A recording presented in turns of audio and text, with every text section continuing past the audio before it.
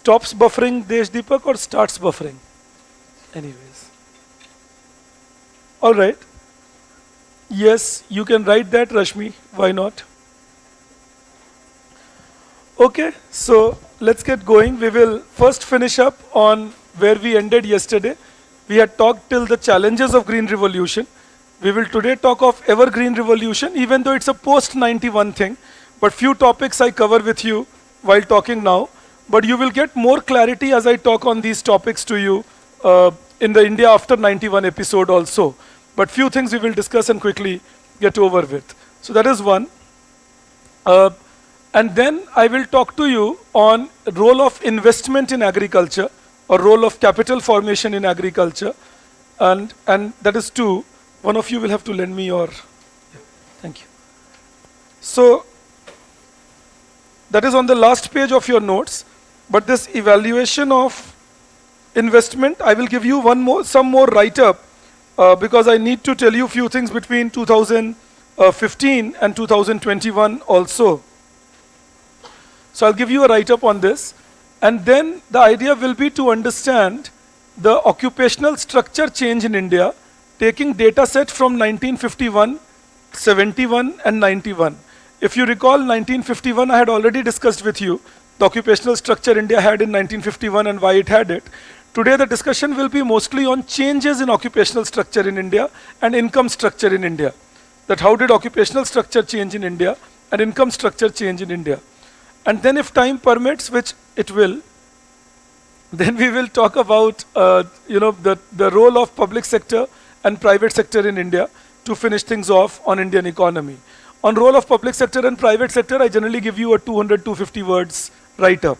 All right, that if they ask you what is the role of public sector or what was the role of private sector, so 200-250 words write-up on each allows you to write an answer even if it is for 20 marks. That is how we will go. So let's begin with the first things first. When we see evaluation of, and one more thing, I have asked how many of you could not get the notes at the moment? Micro and macro? Okay, I've instructed the office, so please check after your class. I hope you would get it, and then and if you don't get it, just let me know. In case you don't get the micro macro notes today, just let me know that you didn't get it. कुछ नहीं तो मुझे message कर देना, ज़रूरी नहीं कि तुम मेरे पास अलग से मिलने आओ, लेकिन मुझे मैसेज कर दो. Keep me communicated. मुझे कोई बात आपको लगता होगा कि ये रिस्पॉन्ड नहीं करते हैं, बट आप छोटी सी बात भी लिखते हो कि बफर कर गया या हमारे तक हमें आवाज़ नहीं आ रही, तो मैं उसका भी वापस क्रॉस चेक करता हूँ टेक्निकल टीम के साथ कि ऐसा क्यों हो रहा था. So I might sound indifferent or look indifferent, but I am not. मैं सारी चीज़ें देखता पढ़ता रहता हूँ कि क्या हो रहा है, नहीं हो रहा है, कहाँ सफ़र कर रहे हो या नहीं कर रहे, and so on. I asked them the feasibility of live video technically was not possible for offline, and that is why we had to settle down with the recordings that people can see. So that is why those of you who are not attending it live or offline will have to do with the recording part alone. Now, so do let me know. अगर तुम्हें कभी भी कोई दिक्कत आती है मुझे बता ज़रूर दो, क्योंकि मुझे पता होगा तो मैं उसके rectifications कर सकता हूँ. I'll be able to do that. Now see, when we talk about evaluation of Green Revolution, because this evaluation of Green Revolution is more or less the pros and cons just brought together. Alright, that is evaluation of Green Revolution. Evaluation का मतलब बस है एक conclusion. जैसे finally क्या लिखोगे. Alright, but I'm more interested in the other part, policy steps required for second Green Revolution or Evergreen Revolution. Now, when we see policy steps required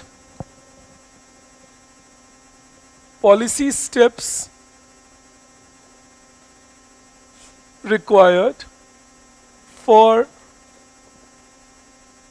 Evergreen Revolution, this name Evergreen Revolution, please try understanding that, this name Evergreen Revolution has been introduced by Professor M.S. Swaminathan. The government created a committee under him in 2005. All right, because agricultural production growth was pretty low. So since agricultural production growth was pretty low in 2005, in between 1991 and 2005. So the government created a committee under Professor M.S. Swaminathan, the same M.S. Swaminathan under whom we had established the Green Revolution and so on. So government created a committee, and the committee was called Committee on Agricultural Reforms. Now this Committee on Agricultural Reforms said that we will have to now focus on evergreen revolution, because green revolution seems to be plateauing.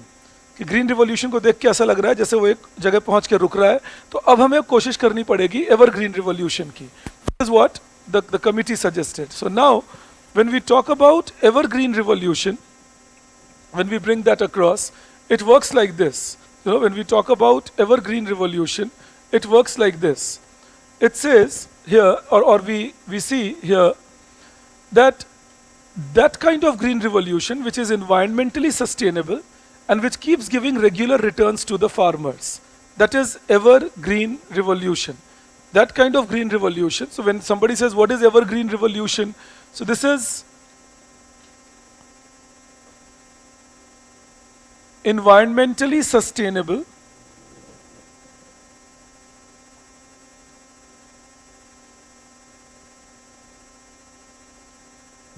and provisions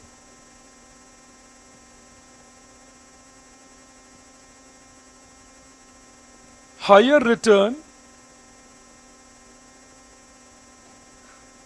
with stable income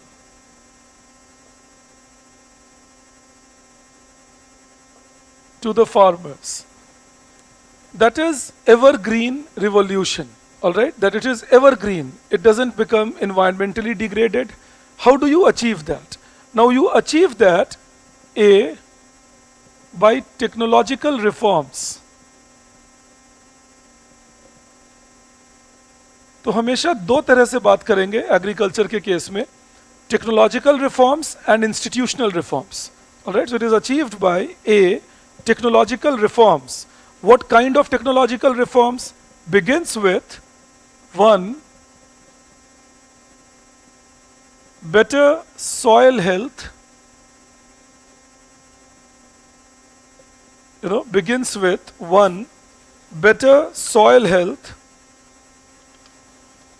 Now, if you will see, that is the first point I have given you, enhancement of soil health. All right, enhancement of soil health. Professor Ashok Gulati, he is at ICRIAR these days. He is a very renowned agricultural economist. In fact, you will often read his articles every fortnight. हर 15 दिन के बाद Monday को उनके article आते हैं Indian express में. और अगर आप इंडियन एक्सप्रेस नहीं भी पढ़ते हो तो वो आर्टिकल पढ़ सकते हो, वो अच्छे आर्टिकल्स होते हैं. आपको उसकी चिंता नहीं करनी. मैं वेट कर रहा था, अब आपको एक पहला गिफ्ट भेजूंगा आज रात तक. धनतेरस से दिवाली के गिफ्ट शुरू हो जाएंगे. So I'll give you that. So I always incorporate his articles because they are always very good. All right, one place where I have seen it's always good that you can gain something from his articles. So Professor Ashok Gulati had suggested brown revolution,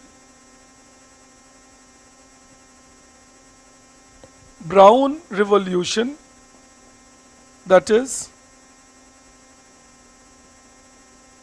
taking active steps to promote soil health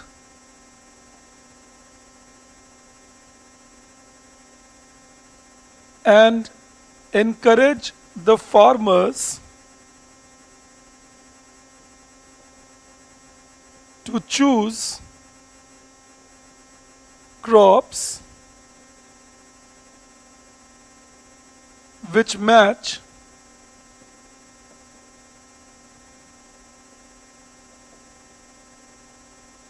soil requirements. That is the aspect here.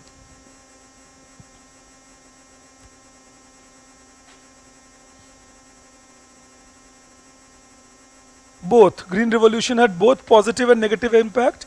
In a nutshell, it had a negative impact. All right, but it is both that was happening. No, it is not a positive assessment. It is mentioned that crop diversification was happening, Raghav.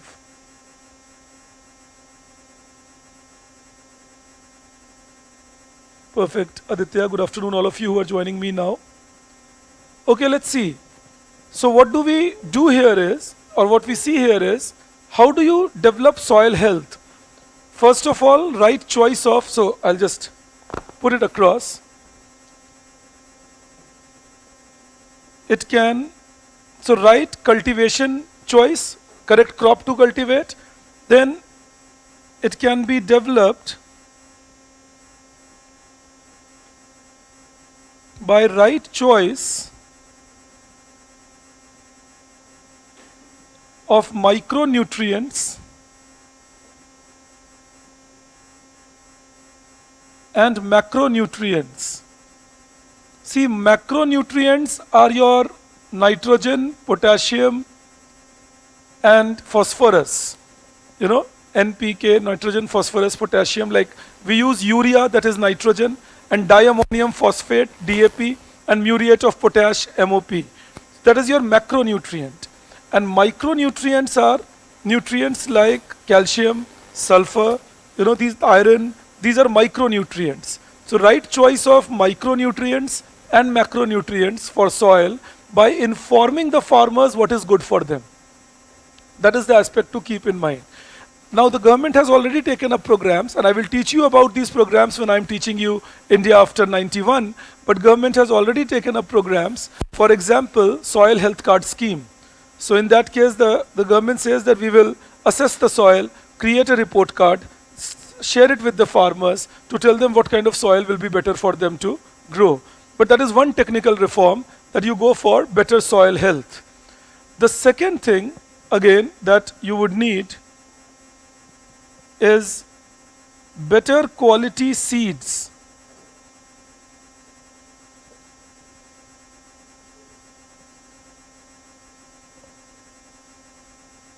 Better quality seeds. That is the second factor that we will need. Better quality seeds.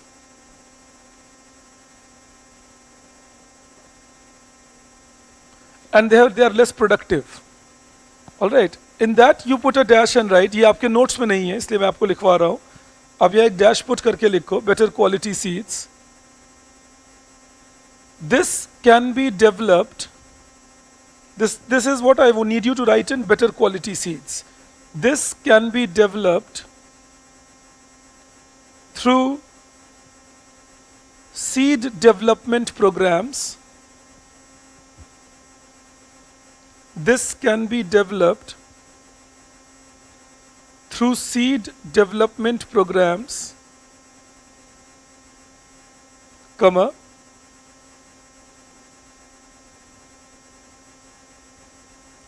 in coordination with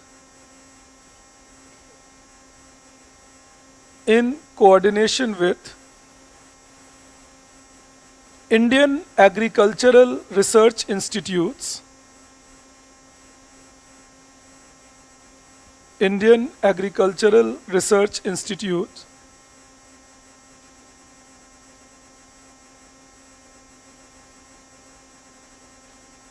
and with inputs from farmers. With inputs from farmers. Full stop. It can also be developed.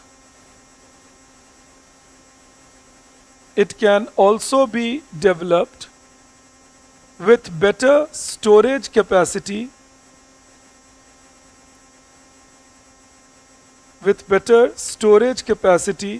for seeds,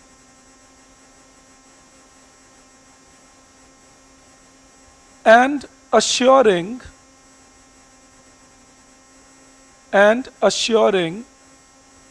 regular replacement of seeds. And assuring regular replacement of seeds.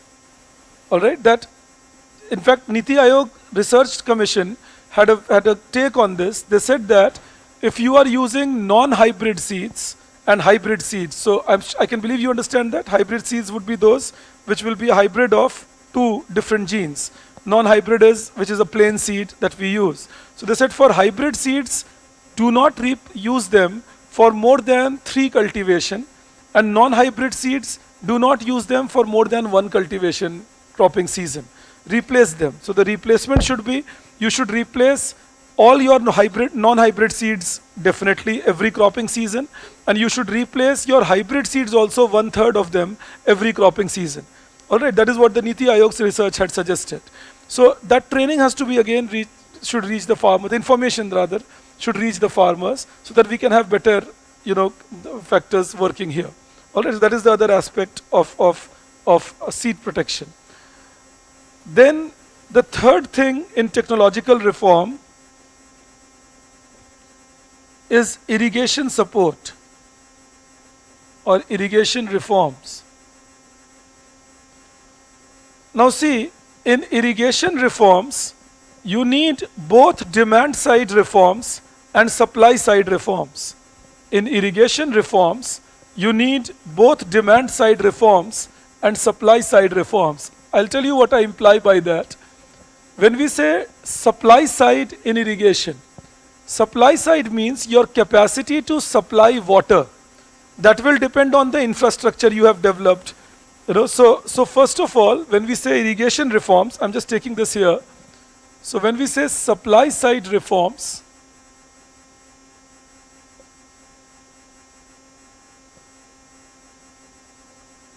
this consists of using more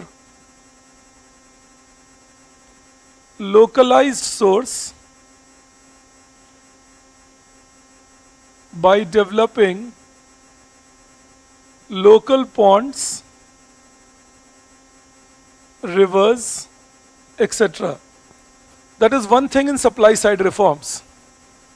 That use more local sources. Don't rely on long distance sources. That okay, something will come from 10 kilometers away, 30 kilometers away.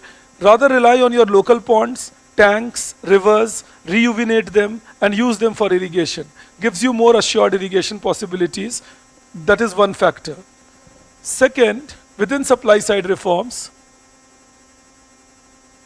developing small irrigation structures like check dams to promote prudent use of water. So that is the second thing, developing small irrigation structures like check dams. All right, developing small irrigation structures like check dams to promote prudent use of water. Prudent means where you are careful about using water. So to promote prudent use of water. So small dams, check dams, places where you can conserve water easily, they are much environmentally friendly compared to large dams or big dams. So focus on that. All right. And third in this is promotion of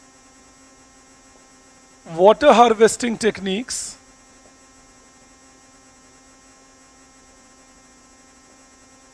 to keep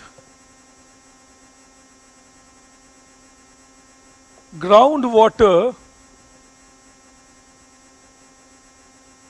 recharged. Promotion of water harvesting technique to keep groundwater recharged. So that is the third thing that we need to do. Promotion of water harvesting techniques to keep groundwater recharged. All right, promotion of water harvesting techniques to keep groundwater recharged. These are supply side. All right, and you will notice मैं चाहता हूँ कुछ बात तुम exam point of view से सोचो. So if you will think about it from exam's point of view, now imagine if you are writing, because even these words will sometimes become too much, if you are writing a 150 word answer, on something like evergreen revolution, even say a 250 word answer on evergreen revolution, writing definition of evergreen revolution 15-20 words, then what you have written in the last 10-15 minutes, that itself creates approximately 120 words. You understand that? So this single point where we have tried keeping it as confined as possible is still around 30-35 words. So what I'm trying to teach you is that think from exam point of view, that is where the problem of confining the words becomes a trouble part. That how do I write in lesser words? So that practice begins now onwards.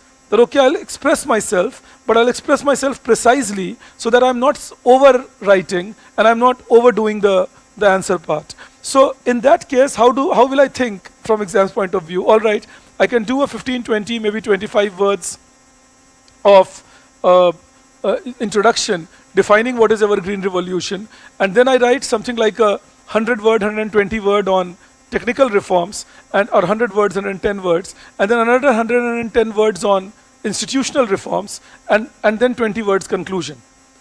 That for 250 words. And normally these questions are for 150 words.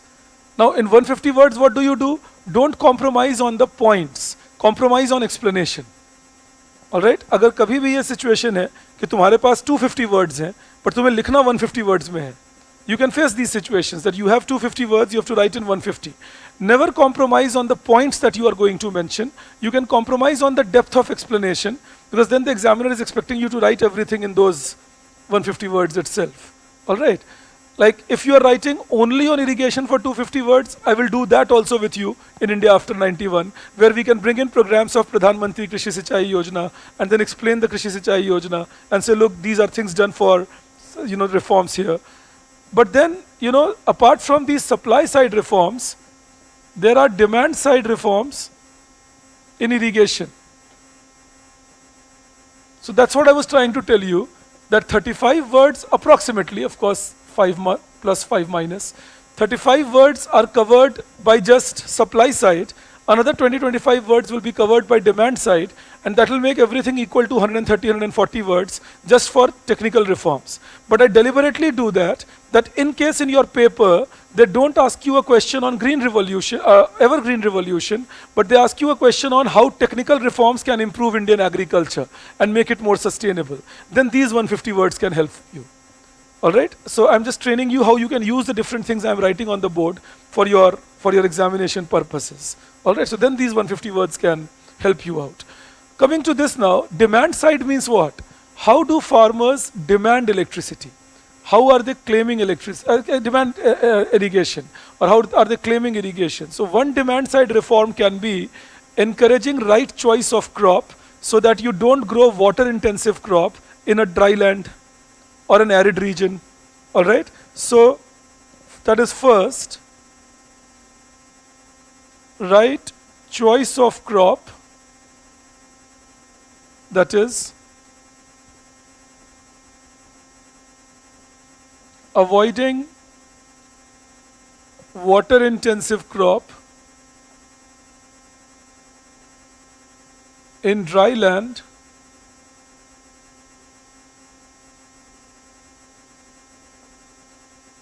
or arid region. So that is one, that you go for right choice of crops and you avoid water intensive crop in a dry land or arid region. So that is how you promote demand side reforms, that let people demand correctly. One thing is supply side reform, let people supply correctly. Demand side reform is farmers should be trained, educated, so that the right demand for irrigation comes in. Another part of demand side reform is applying right irrigation technique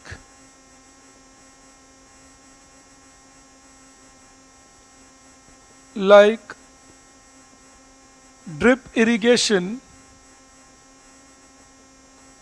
for row crops. Just one example I'm giving, we can take several examples. Sprinkler irrigation for standing crop and so on. So applying right irrigation techniques like drip irrigation for row crops. If you're growing row crops, like sugarcane kind of crops, go for drip irrigation. They will be costly to install, and that is where government can give support like an infrastructure support. Like government can declare these things as infrastructure areas, give cheaper loans, give installation support, and then promote these developments. So this will mean that less water will be wasted and more productivity will be achieved. This is one example, sprinkler irrigation rather than standing water irrigation. Like if you see in many places in India, rice is still grown with a standing water crop. Now that means methane emanation, so environmentally unsustainable, and means a lot of unnecessary loss of water. Rather, a better idea will be if you allow sprinkler irrigation in those areas, and you get much better water availability compared to what otherwise we get. All right. That's what we think. That paddy cultivation requires standing water, but there are techniques to do paddy cultivation without keeping the standing water over there. Similar seeds. All right. So it is possible to do that. All right. Then the other thing, or the third thing in demand side reforms that we need to do is to make sure that multiple use of crops are not unrecognized. For example, not losing the idea that the crop residue can be used as fodder. So what does that do? It reduces the requirement of water intensive methods to feed your cattle, etc. All right. अभी क्या होता है, बहुत बार लोग cattle feed लाते हैं बाहर से. ये हमारे देश में नया पे फैशन पकड़ रहा है अमीर किसानों में कि कैटल फीड लाते हैं. ये रियलाइज नहीं करते कि वो कैटल फीड अमेरिका में खिलाते हैं क्योंकि बाद में उनको उस कैटल को कल करना होता है, काटना होता है, उसका बीफ खाना होता है. हमें अपने गाय भैंस का बीफ नहीं खाना होता ज़्यादातर केसेस में. So in normal situations we are not going to eat beef of our cow or of our buffalo normally. Now we eat beef in India, but not as much like the Americans do. So Americans give them cattle feed because they want them to get more sturdy, and they want them with more flesh so that they get larger beef out of it. We don't need that cattle feed. Now I'll say, sir, what is your objection to cattle feed? 1 unit of cattle feed uses 6 times more water than what a fodder for cattle uses. And that is the lack of water intensity demand side. All right. So we talk about it like this.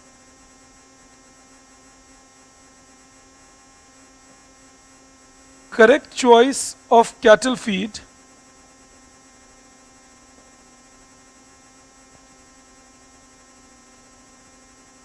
where farm grown feed should be preferred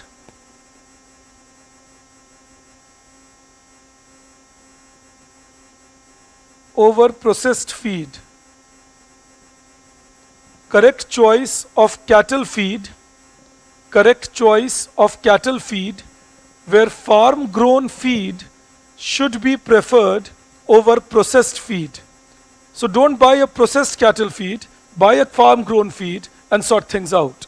All right, so a farm grown feed is more preferred, or should be more preferred over processed feed. Processed feed, again I repeat, the Americans use it, the Europeans use it many places because they use their cattle, again I repeat, for the beef industry.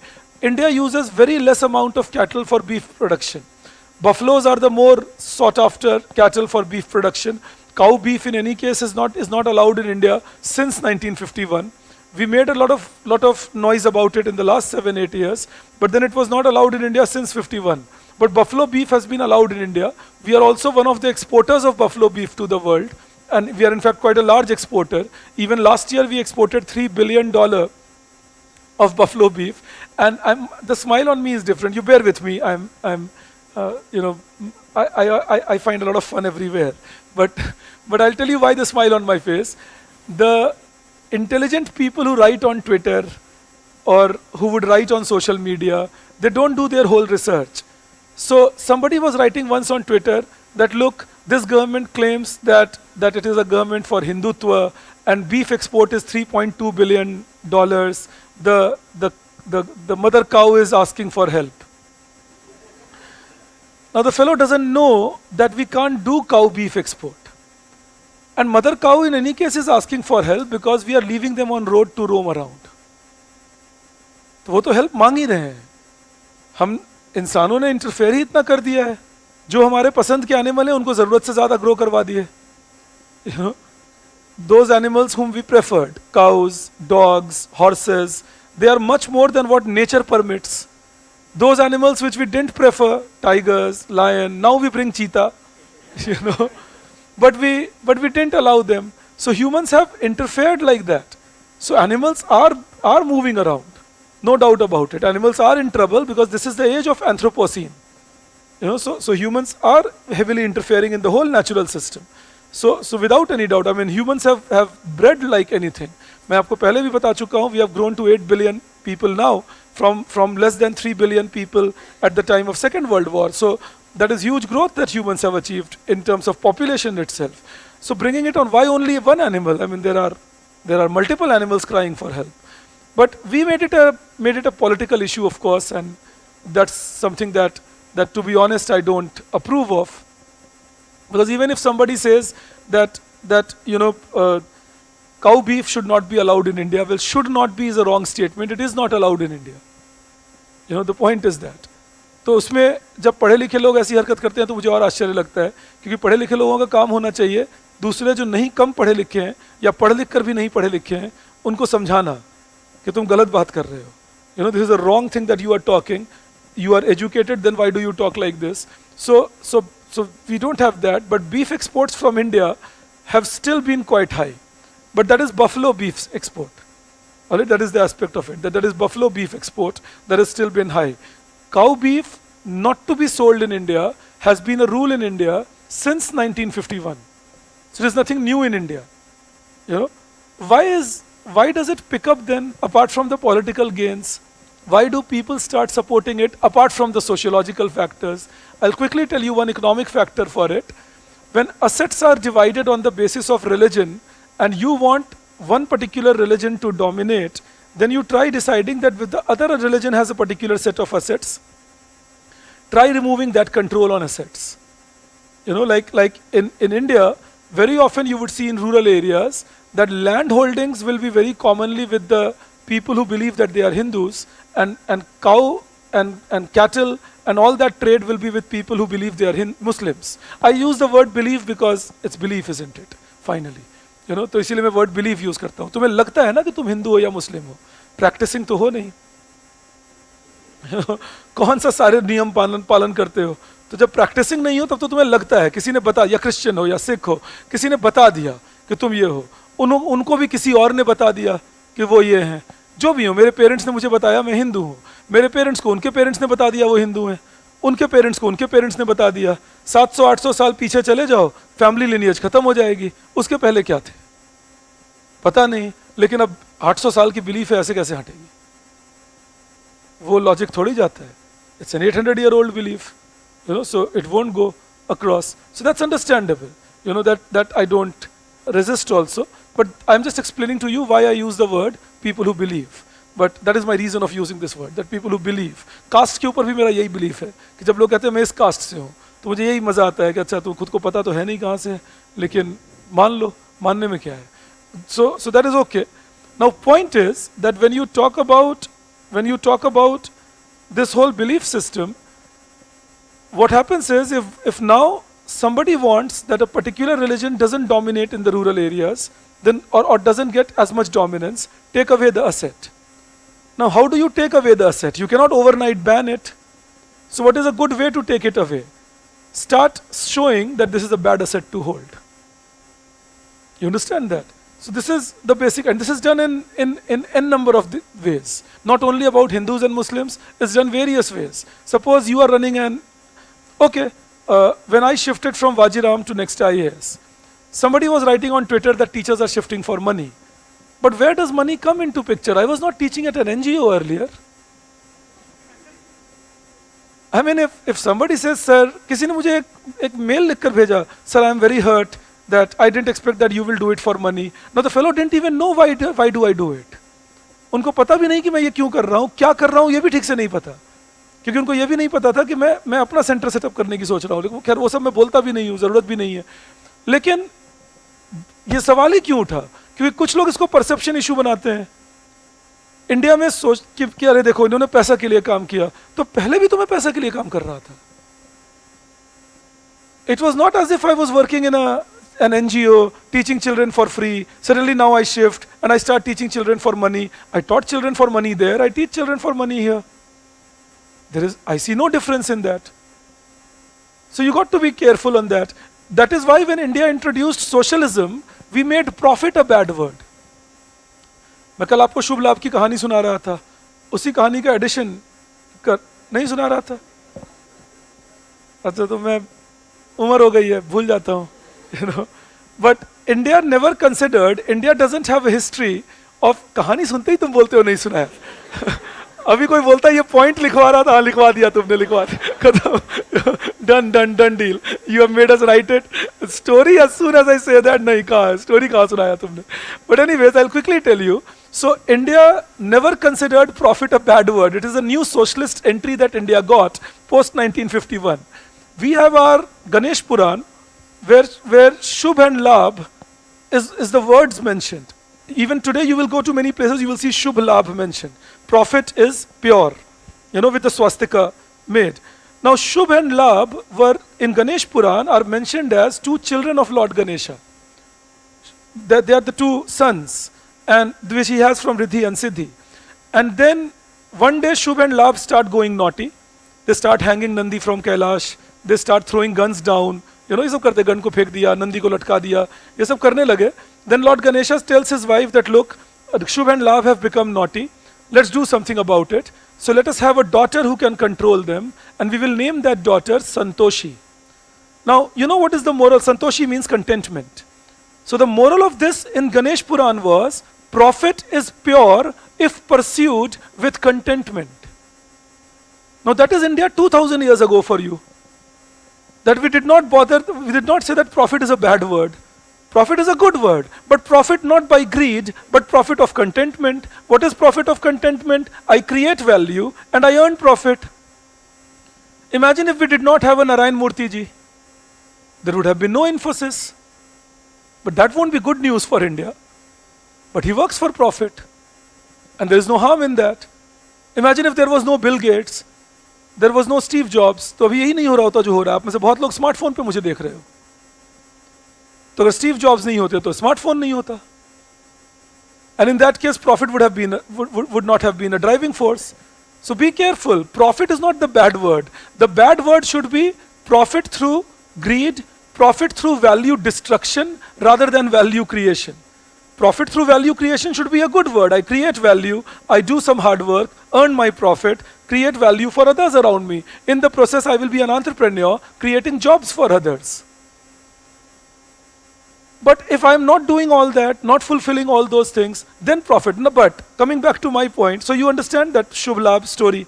Now, when we had to turn socialist now, what do? You have to make the things in capitalist economy look bad. You have to train your people into that. So now we create a culture in India where people say, oh look, I don't work for profit. No, all of us do. I mean, कभी कभी मैं तुम लोगों को ये कहते सुनता हूँ जो मेरे स्टूडेंट्स होते हैं, sir I don't want to make profit, I want to serve the nation, that is why I want to be a civil servant, but you will take your salary. It's not that you will be working without taking your salary. या तो free में काम करोगे तब तो तुम हुए भगत सिंह, ये तो मैं माना फिर. Then I accept that you are the next Bhagat Singh, that you are now willing to work for free and you will not take a single rupee from the exchequer. But that will not happen. You will take the money from exchequer, so you are taking money for your work. Money-minded log. But we act as if we are not. No, all of us have to work for money because money will give you, revenue will give you, returns will give you sustainability. All of you are contributors, and I'm acknowledging you. I acknowledge you even behind you. All of you are contributors to all the charity work that I am able to do. If you don't come and study and you don't contribute your fee, how do I do my charity work? So you are the source, and my work is the source. But otherwise, if somebody says, no, sir, you know what, I will run an NGO and then I will not work for profit. Perfect, but how will you get your money? You will ask for donations, right? And people giving you donations are earning it. So never underestimate the power of earned money. You know, earned money is the key to development. If humans stop earning, what do you do? I mean, where will the resources come from? But in socialism, because of the blindness to all this theory, somehow they believed money will come from heaven. And therefore they said, oh, profit is a bad word, working for money is a bad word. That is what we were trained in for years in our country. So then it became people worked for money, but still said money is the bad word.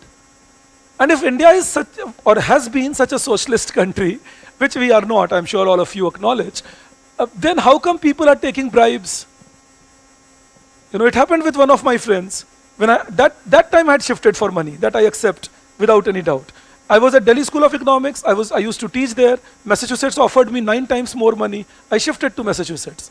Now, I got a call from my friend, and he said that why did you shift? We had been together since 9th standard, and thankfully we are still good friends. Since he's in the cadre, I will not name him. Who knows, one day he becomes your senior, you know. So he had qualified his exam, and he called me up. We were talking. It was day of Holi, and he said that why did you shift? You were doing such good, so good there. And I said, look, I couldn't resist. The money offered was huge, and research offers are wonderful, so I shifted. And he said, life is not about money. I asked him a simple question, that life is not about money, but how come with 40,000 rupees salary you have a 1 crore house? And he kept the phone down. My wife got upset also. She said, you don't know how to talk to your friends. I said, no, this is how you talk to friends, heart to heart. I mean, why should I hold myself while talking to a friend? The day he maybe he doesn't have an answer to my question today. The day he will have an answer, he will call me back. And actually within 6-7 months, he called me back on the day of Diwali. He told me first 4-5 things I can't tell you. It was not parliamentary. Then of course, we started talking, and he said, yes, I didn't have an answer to what you were saying. So why remain hypocritical about money is what I'm trying to tell you. Let's not be hypocritical about money. Money is a driving force. Money is not the only driving force, without any doubt. There are more driving forces. So sometimes when you understand what I am talking, it gives me a much bigger high than what any money can give me. Sometimes when I get some good messages from you that say you were useful to me, I find a bigger high than what money can give me. But that doesn't mean that I can start. If you are economic students, and those of you who are not pure economic students will get it very soon when I teach you micro, but those of you who have studied economics, if somebody says I am a workaholic and I love working, then they should pay money to work. Because for everything good, we pay money. So that is a contradiction term called workaholic. We all take money to work. That is the trade-off. I am working, giving my time, giving my effort, give me money in return. Wage rate or profit rate. तुम्हें football देखना अच्छा लगता है, पैसा दे के देखते हो ना? You like watching movie, you pay money and watch. You like watching cricket, you pay money and watch. You love going to a picnic, you pay money and go. If I love teaching, I should pay money and teach. As simple as that. So if I am taking money from you, I am doing a professional activity here, I can't forget that. It's a professional activity happening. I'm telling you deliberately, God willing, you become officers, don't forget that. You're taking money, it's a responsibility. You have put your faith in me, you have put your money into me, it's a professional work now. This has to be done. As good as what is my caliber. I have to do it as good as possible. I'm doing no favor to anyone out here but myself. So that is the point. If India learns that, India grows quickly. Unfortunately, India doesn't learn it. We remain hypocritical about money. Ethics का lecture पढ़ के, exam pass करके, और तब dowry मांगते हैं. तो ये learning experience नहीं है, ये सिखा रहा था. But anyway, sorry for the digression. But just told you this because I want you to understand that that is the story also created for the beef part in India, that some people want to do it economically, socially, other aspects are there, and therefore the talks that come in. But again, even if we want to feed our cattle, cattle feed is not the right thing to do, another point to keep in mind. Now these are the technological reforms. On institutional reforms, I have already given you some detailed write-ups, so I'm not making you write anything. But if you will go to your next page, you will see, I'll just take 1 second. With the point 3 and 4, with the points 3 and 4, please write with both of them institutional reforms. Point 3 and 4, they are institutional reforms.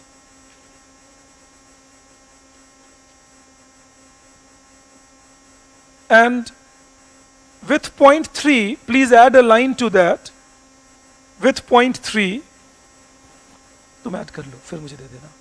You add a line to that, point 3, improving the credit system, improving the credit system and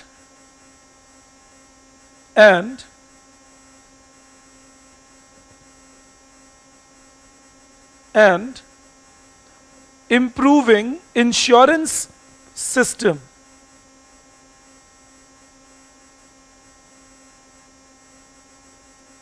Improving insurance system.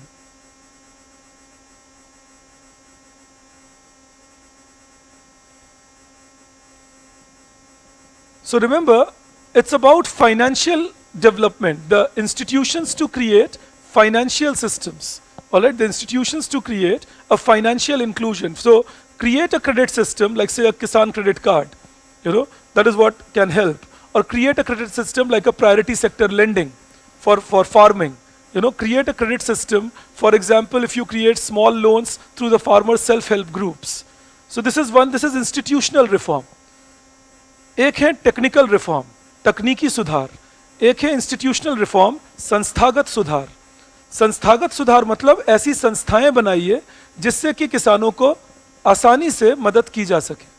Alright, institutional reforms mean make such institutions, develop an institutional mechanism where the farmers are not dependent on somebody's help. Say for example, when you give insurance support to farmers, now the farmers don't bother if the crop goes bad. They will not have to depend on a loan waiver scheme. The insurance company will pay the loan for them. You understand that? So that is the aspect where if you make it institutionalized, continuous in nature, not dependent on discretion of an individual, then you create a better support for the people in agriculture. So in the third point I'm explaining to you, you just listen to me. So one is credit support. If you can give credit support to the farmers, then that helps quite a bit. Credit support, as I just told you, Kisan credit card, priority sector lending through microcredit institutions to small self-help groups of the farmers. These are all credit support that we can give to the farmers. What will that credit support do? Why do we want that to happen? Imagine that credit support will mean that farmers will not be dependent on money lenders anymore to take their loans. That means the extra interest that they have to pay to the money lenders will not be in picture anymore. You understand that? The extra interest that they have to pay to the money lenders will not be in picture anymore. What is the benefit of that? Or why is that important? That will encourage the farmers to then do crop diversification. Then the farmers will start shifting away from crops like wheat and rice to some costlier crops like say horticulture or oil seeds, which can give them better money also. So that is the aspect of farmers shifting to other crop diversification. But to make sure that the farmers completely take a decision to shift and the farmers become entrepreneurs in their character, I can use the word entrepreneurs, I can believe all of us understand that. So farmers become entrepreneurs in their character. What you also need is give them insurance support. When you give the farmers insurance support, it means farmers can now be encouraged to take small risks. Because remember, horticultural crops or oil seeds, they are more prone to pest infestation. They are more prone to bigger loss because they are costlier seeds, they are costlier crops. So the cost of growing them is already high. If any loss happens, then the loss will be huge. If we can give the farmers insurance support, we again make it better for them, because in that case they would know that by chance if something wrong happens to my crop, I am not at the mercy of some government waiver, etc. I will be getting my money from the insurance company. You understand that? So crop diversification, allowing farmers to take small risks, letting farmers earn better by letting them grow high value crops. All this is possible if we allow better credit support and better insurance support. All right, so better credit support and better insurance support like a Pradhan Mantri Fasal Bima Yojana. That is an insurance support. It should be scaled up gradually. That more people should be brought into beneficiary status. People should be informed about the relevance of insurance, the importance that it can create. So once it does that, I repeat again, crop diversification, allowing farmers to then grow different crops, taking small risks by the farmer to grow high value crops, and higher expenditure to be done by the farmer to earn higher returns. All these three things become possible. Crop diversification, making higher expenditure to earn high value returns, and taking small risks to earn high value returns. This is the way you can turn a farmer into entrepreneur. This is a way you can turn the farmer into entrepreneur. I can believe we understand it till here? Okay. This is one institutional reform.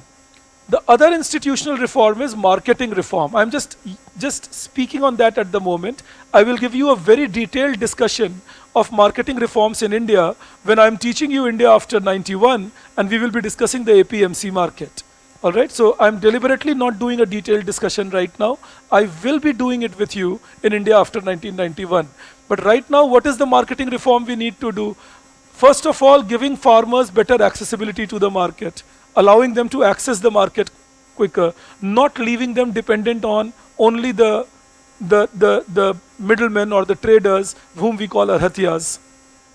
That is one marketing reform, that giving more accessibility. How do you give farmers more accessibility to the market?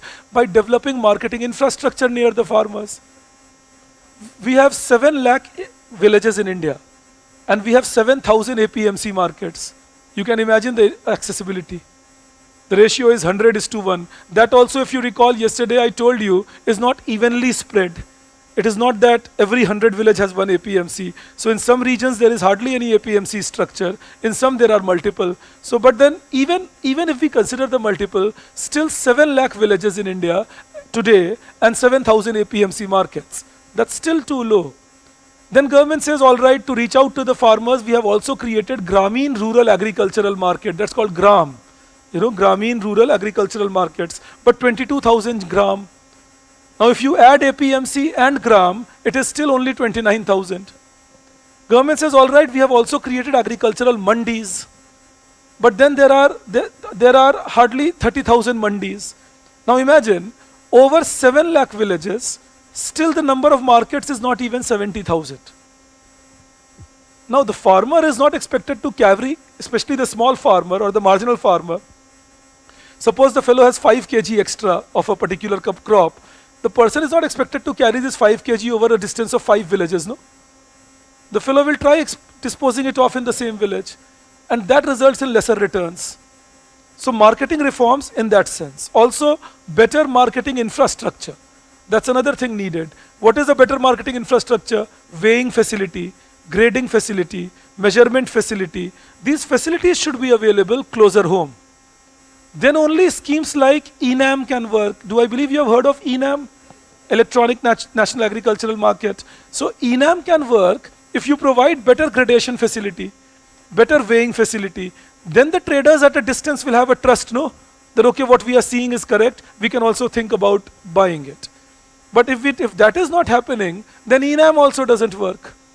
So what I'm trying to teach you is, we need to do marketing reforms, give farmers more avenues to sell, bring contract farming in agriculture, have better regulations, rules for that, make sure there is better infrastructure of marketing in agriculture, and better accessibility of the farmer to the market. If we do all that, then that is what we call agricultural marketing reform. That is another institutional reform in agriculture. I need you to write another point as institutional reform. It's a small point, but that will be your 6th point. This is the 3rd point on institutional. I'll just make you write this and then you can ask me. ठीक है, उसके बाद पूछ लेना. ये सब कुछ actually यहाँ fit रहता है. तो मैं चाहता नहीं हूँ कुछ lose out कर जाऊँ. All right, so just write this and you can ask me. You write this up. The 3rd point. This is 3rd point on institutional reforms. 6th point otherwise. No, actually what? There were 3 points on technical reforms. मैंने एक seed भी डाला था बीच में. All right? आप chronology समझिए. The first point was on soil, second seed, third irrigation, three technical. Now I am talking about fourth was about with respect to institutional reforms in the context of developing more credit financial facilities. Fifth, marketing facilities. Now sixth. I hope I am clear on things now. Okay, let's see this then. So you write that provision of extension services. मैं लिख देता हूं.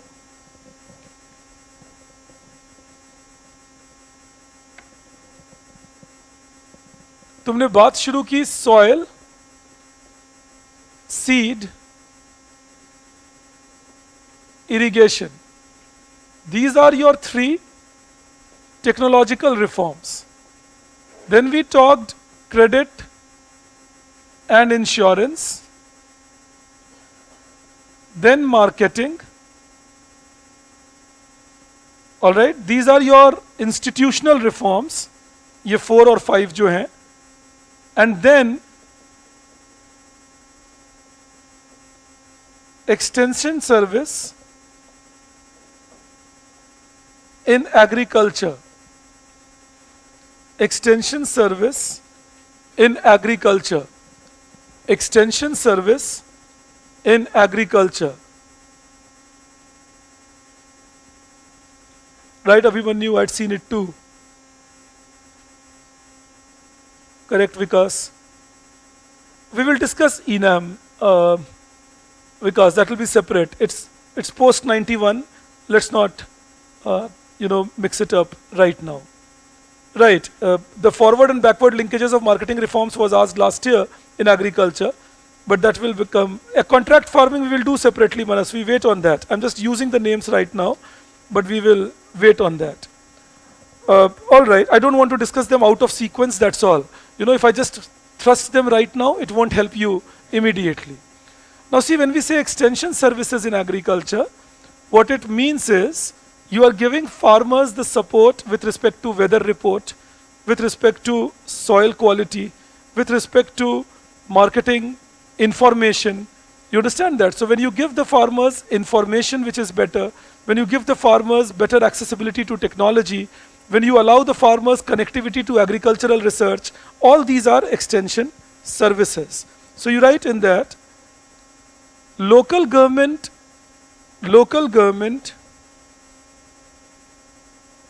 self-help groups of farmers,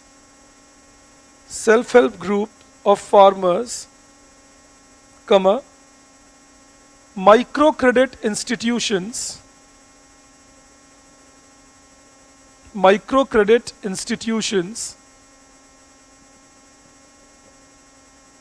and similar bodies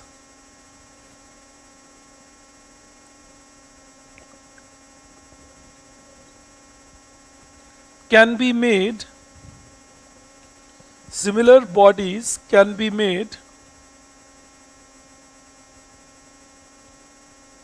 the link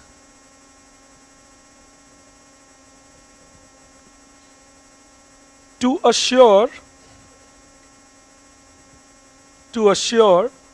that farmers get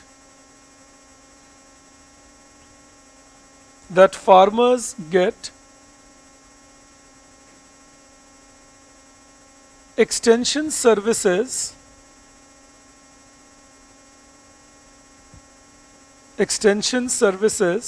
like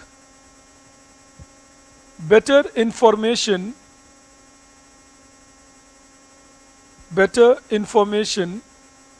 on weather report,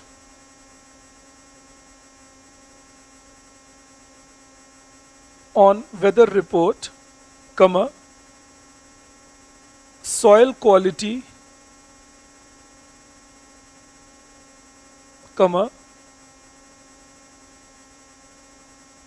availability of storage,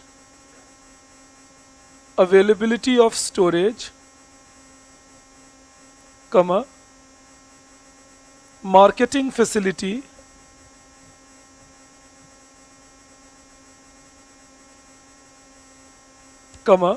choice of crop, choice of crop, etc. This will help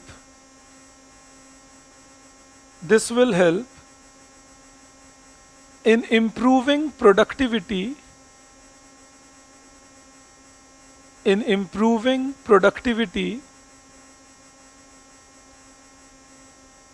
of farmers, comma, increasing crop diversification and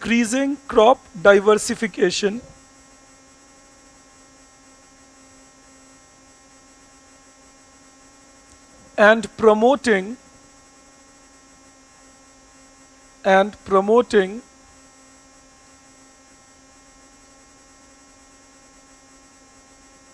sustainable agriculture practices.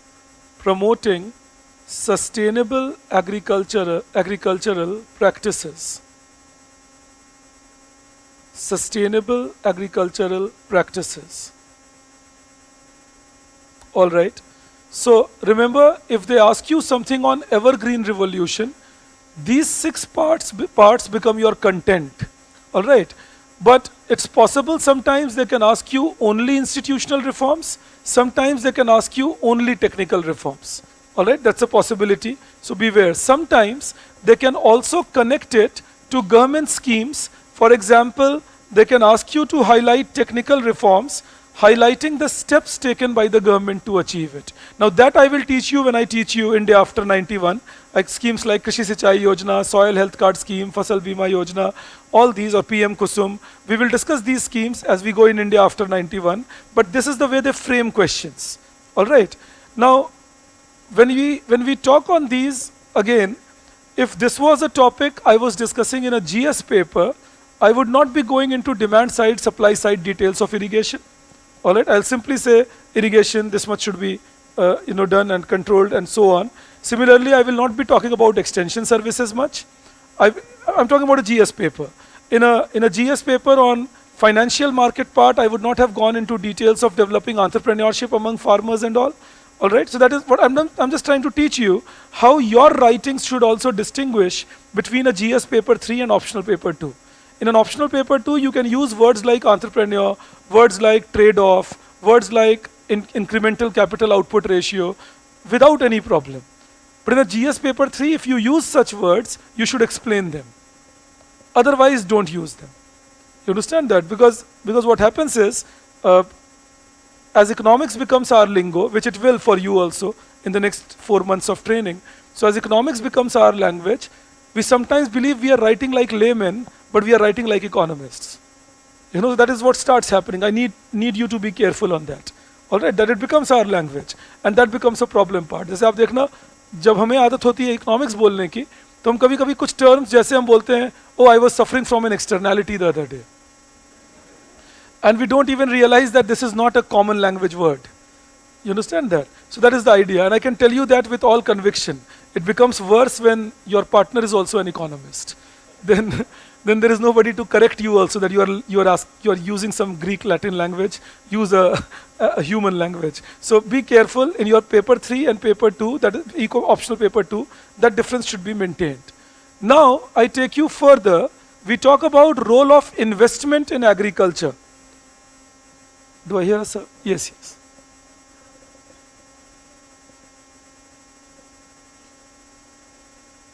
Because to grow that cattle feed, you use water. Because ultimately all cattle feed is grown on the field only. भूसा जैसे होता है ना, ये भूसा आएगा खेत से ही. अब वो भूसा हो या प्रोसेस्ड कैटल फीड हो. हाँ, चोकर. अच्छा, एक बात सोचो, मैं तुम्हें एक एग्जाम्पल देता हूँ. फसल जला क्यों देते हैं? वो भूसा तो इस्तेमाल होगा जानवर को खिलाने में. ट्रेड ऑफ है. That you can buy the feed for the cattle cheaper as compared to the money you will have to spend and the time you will have to spend for clearing the field. You understand that? तो खेत से ही आता है, but incentive decide करते हैं कि तुम technique कौन सा यूज करो. All right.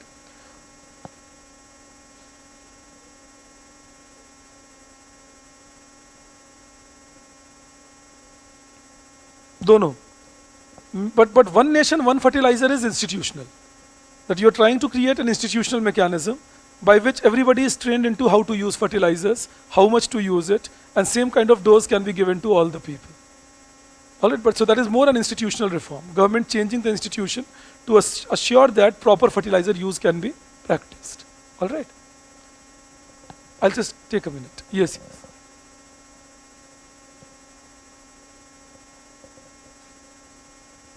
See, any change that you bring will always initially help people who are already better off. But when you bring these reforms, suppose when you bring sustainability in irrigation, or you bring sustainability in, say, soil use, or you bring sustainability with respect to credit facilities, then it's not only large farmers, but even small farmers who gain, because insurance or credit helps the small farmers more than the large farmers. But that's what we are saying, that give them that capability by allowing small loans. That is credit inclusion, no? That when you say credit facilities, nobody says give credit only to the larger ones. You're trying to say that give credit to people so that it reduces their cost of borrowing. And we imply, when I told you, I said that it has crop diversification and all to be done by the small farmers. Give them accessibility to the market. See, the rich farmers already have accessibility to the market. And the rich farmers already have accessibility to credit. So these talks are mostly about the small farmers. All right? Yes, yes.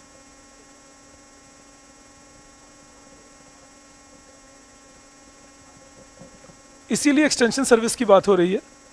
We know that many farmers are not educated and therefore you need extension services. You understand that? All right. Now we talk about role of capital formation in agriculture. In our talks on agriculture, that is the last part that our syllabus suggests, role of investment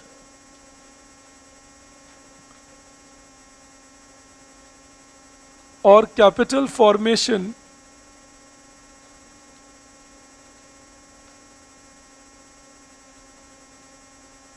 in agriculture. Sometimes they also ask you about the trends in it in India. All right. Sometimes they ask, I'll cover all that with you. Yes, it is a part of institutional reforms. Praharsh. So, you know, when we say role of investment, there are 2-3 ways of looking at it. One, I'll give you a small write-up on that. I'll again borrow your. So on your last page, I have given you how investment happened in India, you know, and I'll teach you that also. Now, before that, understand this.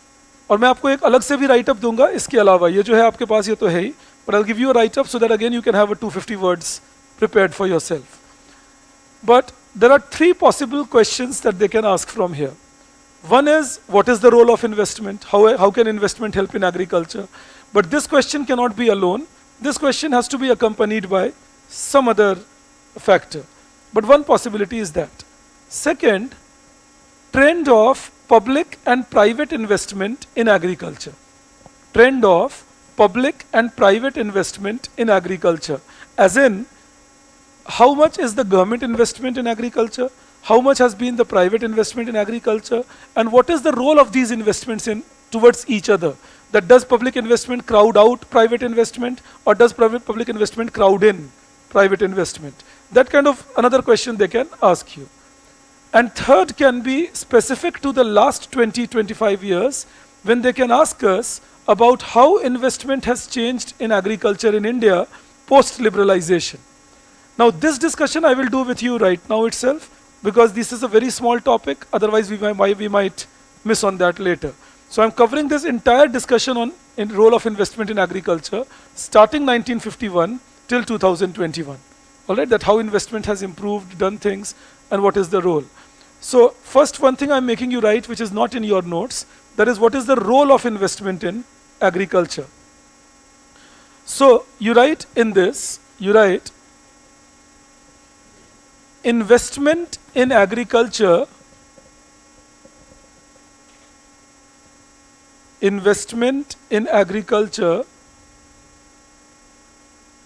can take place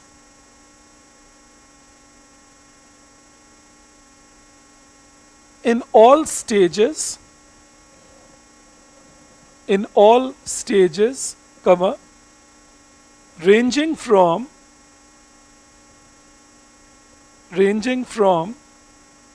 pre-harvesting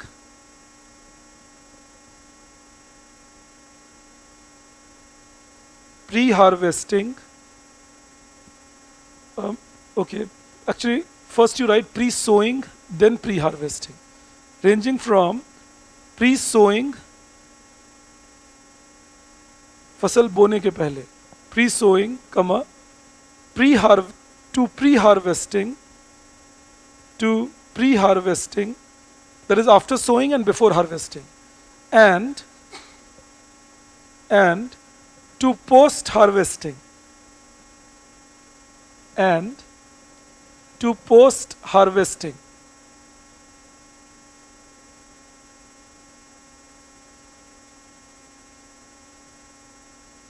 It includes provision of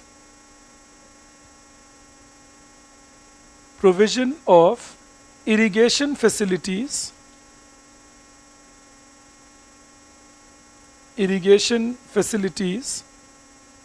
Now see, irrigation facility means mainly it begins pre-harvesting.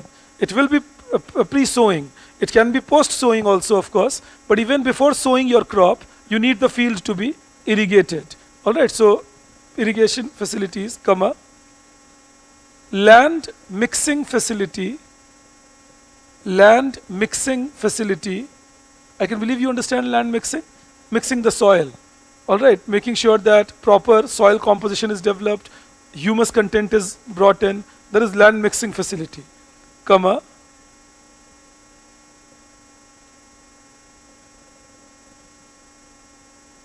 crop protection like fencing facility,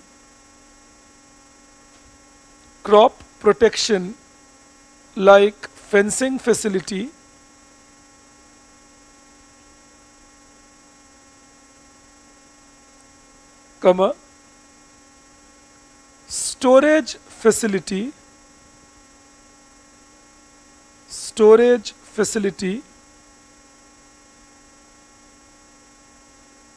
comma, measurement and grading facility,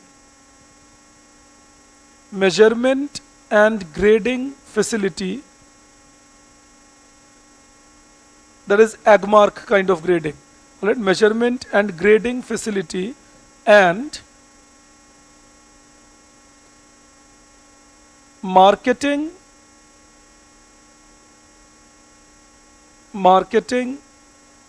facility, full stop. It also includes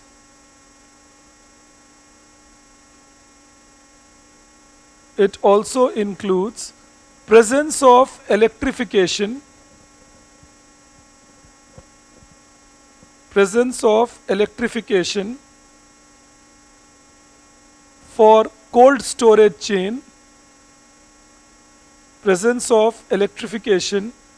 for cold storage chain,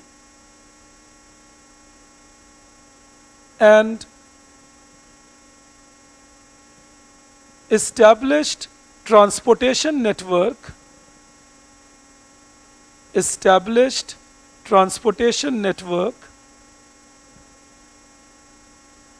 for connectivity to the market. Established transportation network for connectivity to the market. All right, so this is about what all is rural investment. You write in that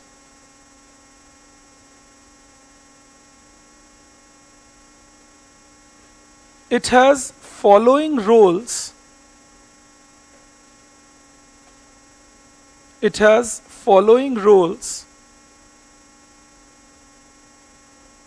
In cropping system.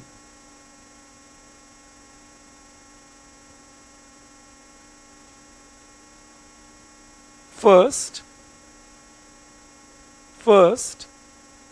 it increases crop productivity. It increases crop productivity due to assured supply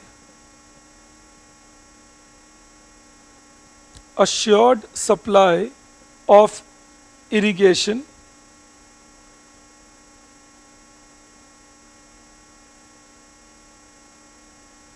Second, it reduces risk of farming. It reduces risk of farming with assured irrigation. I'm repeating myself. It reduces risk of farming with assured irrigation, comma, fencing of the field,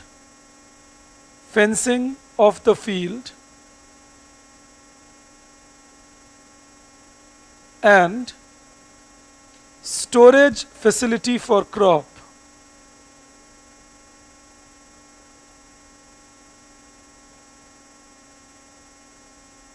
Third, it reduces wastage of crops. It reduces wastage of crops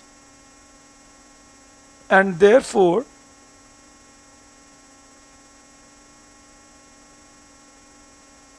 contributes to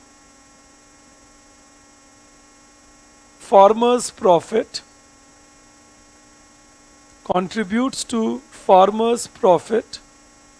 by reducing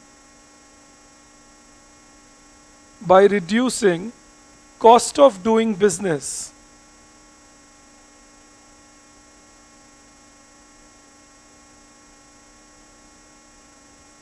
And fourth, it encourages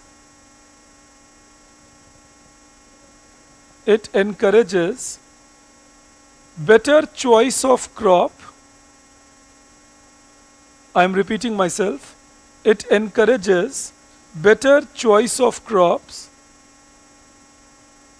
What does better choice of crop mean? Based on agroclimatic region. Alright, so better choice of crop and higher crop diversification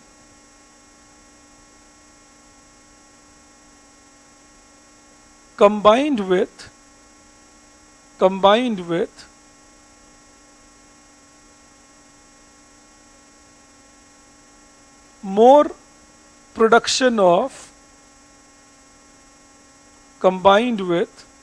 more production of high value crops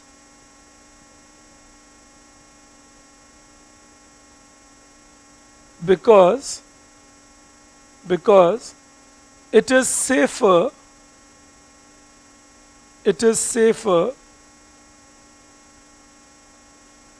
and more rewarding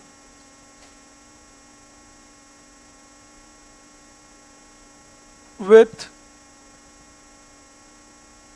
better storage and marketing infrastructure.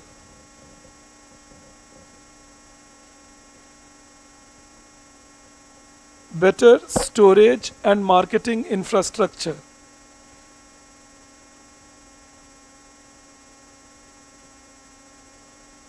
And then you write one more.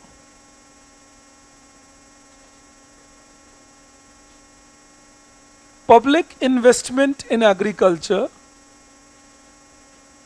I can believe we understand public investment means government making these investments. Public investment in agriculture promotes inclusive growth. Public investment in agriculture promotes inclusive growth because it reduces the cost of farming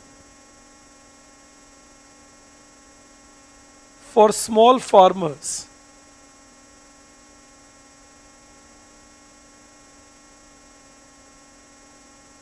I'll tell you what I mean by the last point.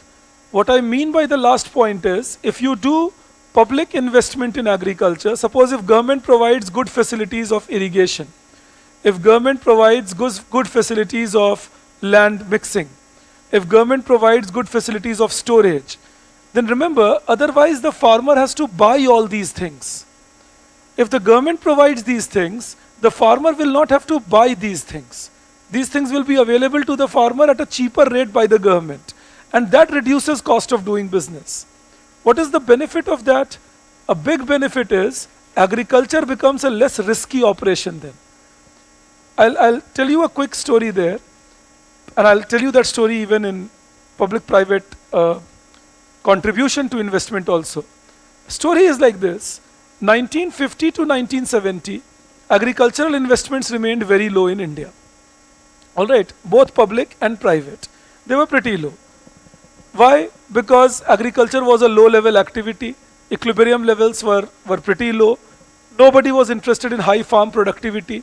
Farmers were subsistence farmers. Commercial crops were grown here and there, but they were also grown more with land as the primary factor rather than technology. This was 1950 to 70s. 1970 to 80, the Green Revolution started spreading. The government realized, look, it's working good for us, because don't forget, the farmers were not in a position to take impetus for Green Revolution. That impetus had to come from the government side. So the government said, all right, look, it's working good for us. Let's go for Green Revolution. So 70 to 80, that starts happening. That farmers start going for Green Revolution and government starts supporting more. So government starts establishing institutional reforms, like government starts creating regional rural banks or NABARD. Government also starts APMC. Government creates a food corporation of India. All this support given by the government, marketing, etc. Government also creates support for some small insurances for farmer, not much, but here and there, especially for cash crops. All this starts happening in 70s and 80s. Most importantly, government goes on a big spree for developing irrigation facilities. Not only big dams were of course a reality, but apart from big dams, government was also going hammer and tongs in developing borewell facilities and in developing pond irrigation facilities, tank irrigation facilities. Now 70s were heavily devoted to that. And then storage facilities development by the end of 70s, early 80s. So what it did was, agricultural investment was also there, private investment. What was the private sector investing in? Private storage, or buying a tractor, or buying a thresher, or some processing unit. This was private investment. But imagine now what happens. Since government invested so much, 1980 to 1990 was one of the fastest growth period of Indian agriculture. We were growing at something like 3.8, 3.9% per annum that had never been experienced till then in Indian agriculture. Indian agriculture had never grown at 3.9% per annum consistently for 10 years. Now, that was one factor, real growth rate, not nominal. That was one thing which was happening, 1980 to 90. And what was good about it? If I am a farmer, now I get support on irrigation, I get support on fertilizer, I get support on, from the government of course, on storage facility, marketing facility. So my cost of doing business is low. If my cost of doing business is low, I will make some decent return for myself, even if price is low. मैं पहुंच पा रहा हूं आप तक? या धनवंतरी हावी हो गए हैं आप पे? So, if my cost of doing business is low, then in that case, even if my returns are low, my price is less, my profits can be decent. Now, this was India's agriculture till 1991. 1991, we go for economic reforms, and now we implement policies across. One of the policies under structural reform program of IMF was control your fiscal deficit. Now the government had to make a choice. Continue with investment along with giving some subsidies, or start increasing the subsidies, because subsidies, mind you, can still be more populistic in nature. People immediately get it and they still immediately feel, oh, I got ingratiated. Investments take time, and investments can sometimes be quite futile. People may not ever realize that they got benefited because the government invested. अगर आपको लगता है ये कैसी बात कही आपने आखिरी बात, आप कितनी बार थैंक यू कहते हो सरकार को कि आप यहाँ सेफ्टी फील कर रहे हो? How many times does it come to our mind? Thank you, government, for keeping us safe. I can freely sit in a basement of a classroom and an old man can come and teach, and we never bother about being looted or being killed. It's all such a scenario. But why not rich people sitting here, having something in their hand? कुछ नहीं तो आपकी घड़ी ही मिल जाएगी, किसी को बेच देंगे उसको 500 रुपए का, आपका मोबाइल फोन छीन लेंगे, 15-20 हज़ार रुपए मिल जाएंगे, 10,000 मिल जाएंगे, 2,000 मिल जाएंगे. तो 50 लोगों का मॉब आया, आपका भी छीन के लग गया, मुझे तो पीटा भी अलग से, मेरा भी छीन के. क्या मेरे पिटाई पे, यही देखना चाहता था मैं. क्या खुशी हुई तुम्हें मेरी पिटाई की बात सुनकर. इसीलिए मैंने ये ऐड ही किया. But anyways, jokes apart, what I'm trying to tell you is that we don't realize, that is my limited point, we don't realize that this is a protection we are getting from the system. When you see a person from the police even talking to somebody who is, say, on the road, immediately I see many in India saying, oh, the fellow must be taking bribe. Now we are not thanking the police for keeping us safe. We must thank it. सोचो अगर police अपना duty ठीक से नहीं करे तो हम ये सेफली बातचीत नहीं कर सकते हैं ना. ये तो नहीं करते हम थैंक यू पुलिस को जाकर, that sir, thank you for keeping us safe, because you are doing your duties diligently. We are feeling safe, we are interacting properly, a big crowd can gather, and no law and order issue is expected. So that is about investment by the government in law and order, investment by the government in, say, when you see that your road is clean every day, somebody is doing it. Investment by the government with respect to a clean water supply where people don't start, I'm not saying there is a virtue in it, this is job of the government, but if they do it well, they should be credited for it. But as normal laymen, we don't credit them for it. That's the role of investment. You understand that? But imagine अभी यही सरकार घोषित कर, अभी भी लोग कहते हैं मोदी जी मेरा 15 लाख कब देंगे. Think about it. मतलब अभी सरकार बोल दे आपको 2,000 रुपया दे रहे हैं, सडनली लगेगा ओह सरकार कितना अच्छा, 2,000 दे रहे हैं मुझे. Government is giving me 2,000, not realizing that actually it is just another way of helping me. Investment is another way of helping me. So if you are a government now and you have to make a choice that your expenditures have to be curtailed, which one will you choose? Doing continuous investments more and more, or now shifting from investment to subsidy? Subsidy. Now the vocal farmers, the rich farmers, the bigger farmers, they don't mind that. They say, all right, shift to subsidy. We are in any case growing more, so we can take more fertilizer subsidy, and there is a higher MSP, so we can sell at that higher MSP. So we don't make a loss, but what does it make agriculture now? Now agriculture becomes a high cost activity. Now as a farmer I have to buy irrigation. Now as a farmer I have to buy storage. Now as a farmer I have to buy transportation. I have to buy marketing facilities. All this adds to my cost. Government says, don't worry, you incur these expenditures, grow your crop, bring it to us, we will buy it at a higher MSP. What's the problem? You understand that? But who will be happy in this? The richer one, the bigger farmer. But what happens to the smaller farmer? The smaller farmer realizes, A, they don't produce that much surplus that they can always sell to the government, but B, more importantly, now they incur the expenditure on irrigation, storage, crop protection, everything. They have taken the risk. Where will the money come from to incur this expenditure? They will borrow. Where are they borrowing majorly from? From the money lender, high interest cost added to all this. And now if the crop goes bad, they are gone. You understand that? In a low price, low cost agriculture, this is not the threat. अगर खेती करने पे मेरा खर्चा कम हो रहा है, तो अगर बाई किसी कारण से मेरी फसल खराब भी हो गई, तो मुझे ये खतरा नहीं है कि मैं बर्बाद हो जाऊंगा क्योंकि मैंने बहुत लोन ले रखा है. So pre-91 agriculture was like that even if my cost of production is less, even if I have a bad crop one year, or one time, I know, okay, it's not unsustainable. I've had a bad crop. I made a loss, no doubt, but it is not demolishing me. But now imagine if I've taken loans, spent a lot, done a high cost, and then the crop goes bad. Even if I am a net seller of crop, I'm gone. And this is the danger of Indian agriculture post 91 due to lack of government investment and addition of subsidies continuously. This problem resulted in driving the farmers to less productivity. Between 1991 and 2005, Indian agriculture grew at around 2%, 2.2% per annum. Now that was the growth rate of Indian agriculture for 15 years. Obviously, if agriculture doesn't grow, your industry can't sustain its growth very long. So from 98, 99, industrial growth started sliding down and economic growth. Hamara high growth phase tha 92 to 97. 97 onwards, the growth started sliding down again. Why? Because agriculture had been doing badly and majority of population was in agriculture. Then people realized what was happening. They realized by 2002, there were Professor R. Nagaraj, was one big vocal proponent. Ranade,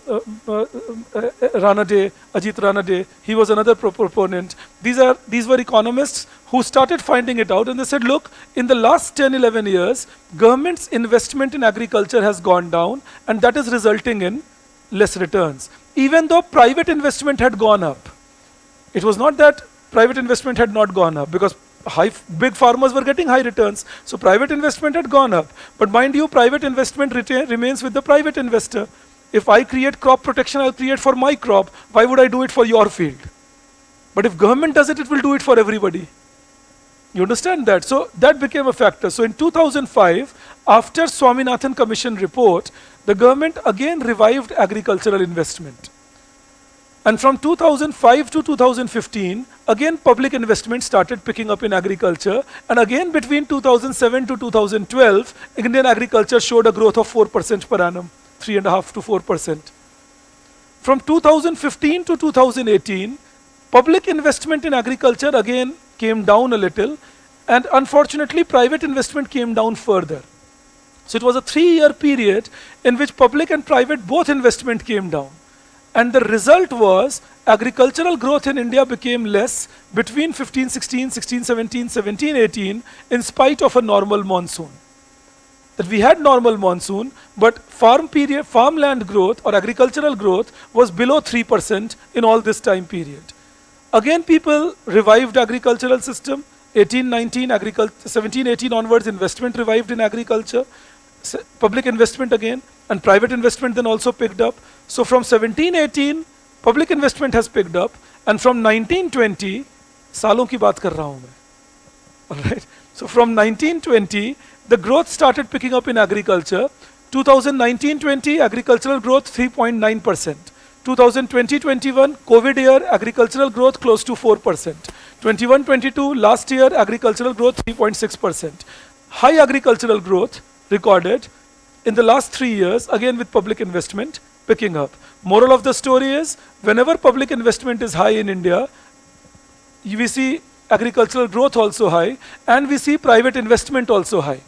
And whenever public investment goes down in India, we see that even if private investment is high, agricultural growth is low. Do I believe this story is understood? I'm making you write a part of this story. One part of this story I have already given you till 1980. Alright, till 1980, I have given it to you. And then there is a correction in your notes. Please do that. In evaluation of public investment, in the third paragraph, you will see between 1980 to 2005. You see that? In this, I am making you write few things. तो आप यहाँ पर एक slash या कुछ put कर दो.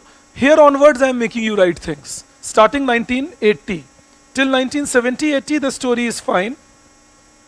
What I'm actually doing is I am breaking it between 80 to 90, then 90 to 2005, then 2005 to 15, 15 to 18, 18 to 21. So you will have the entire trend with yourself in that manner. So that is what I'm trying to do. All right. So you just give a heading in your copy, 1980 to 1990. 1980 to 1990.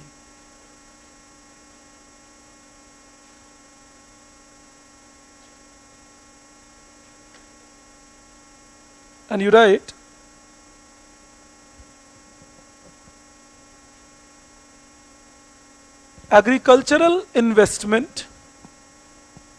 agricultural investment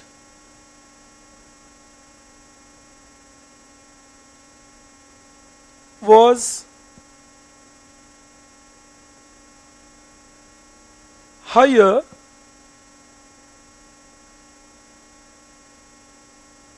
higher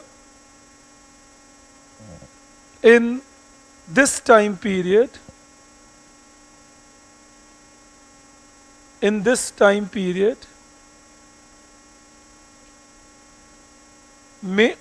mainly backed by high public investment.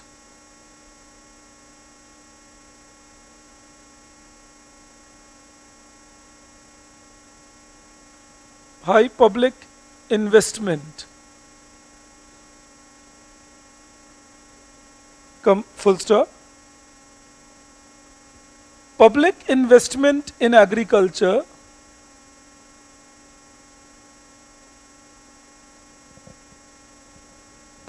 investment in agriculture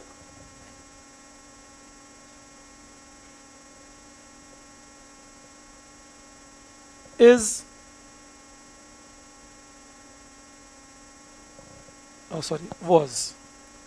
was 8% of agricultural GDP. I can believe you understand agricultural GDP. That is GDP created in agriculture. All right, whatever output was created in agriculture. So of agricultural GDP, while private investment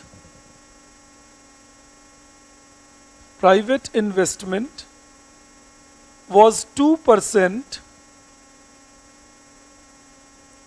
of agricultural GDP. 2% of agricultural GDP.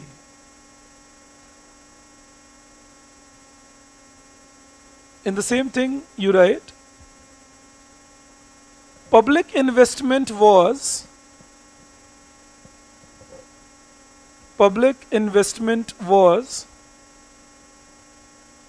in development of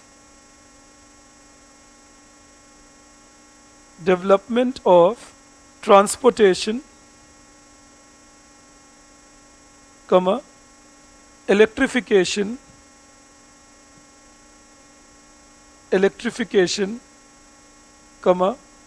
storage facility,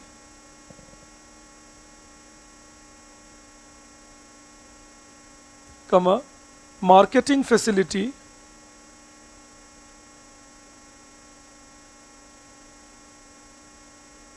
and irrigation facility.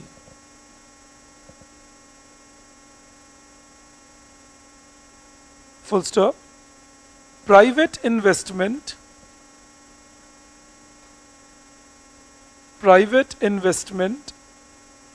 was mainly restricted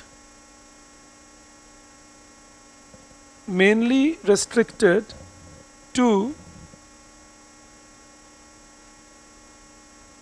machines and equipments,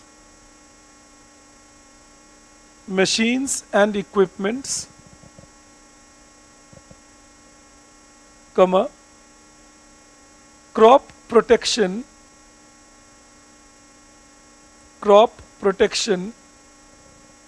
and storage facilities.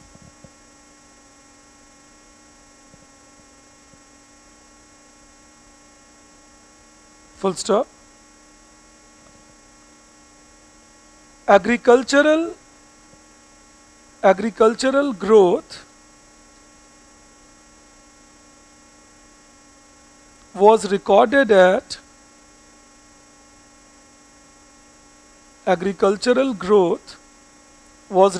at 3.8% per annum for the decade, comma, which was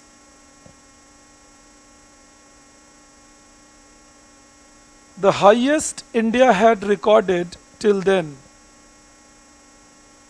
which was the highest India had recorded till then.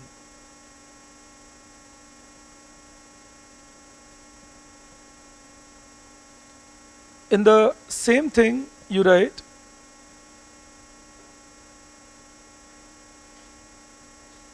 now you write 1990 to 2005. 1990 to 2005, the next time period. 1990 to 2005. You write,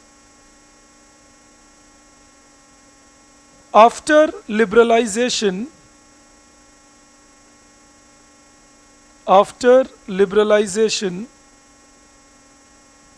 investment pattern in agriculture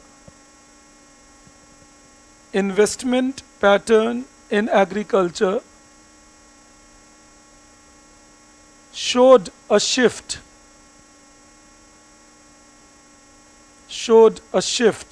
away from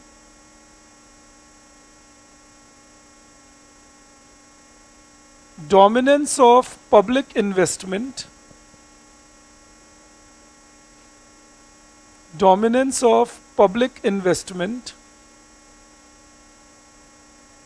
to that of private investment.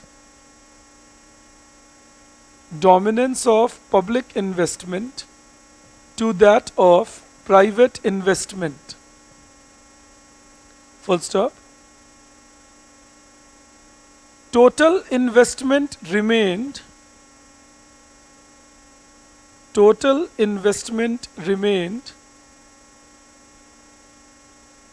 stable at 10% of GDP, but 10% of agricultural GDP, correction, at 10% of agricultural GDP, but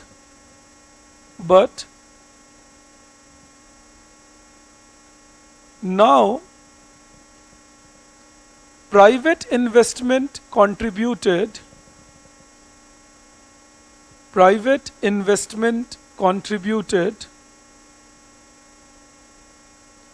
8% of agricultural GDP,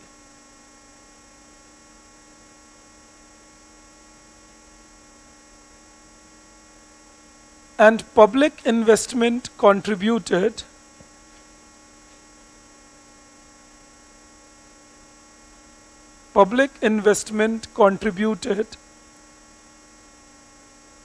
2% of agricultural GDP.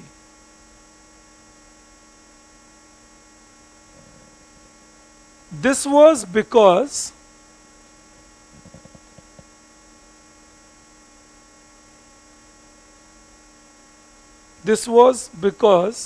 and you can take it as ABC. So A, the government started providing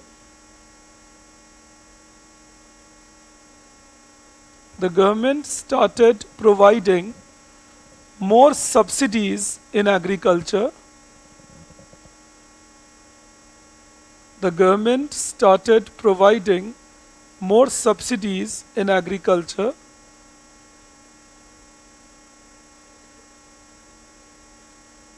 comma, which resulted in making agriculture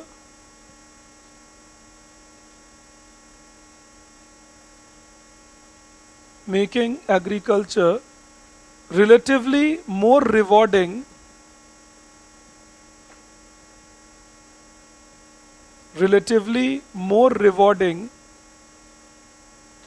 for large farmers.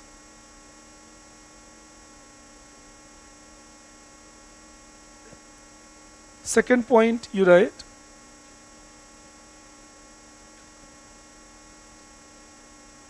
government's capacity to invest reduced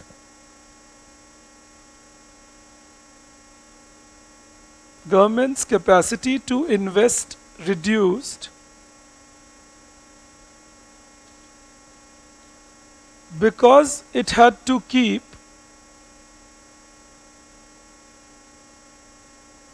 fiscal deficit in control, because it had to keep fiscal deficit in control under macroeconomic stabilization reforms. Under macroeconomic stabilization reforms.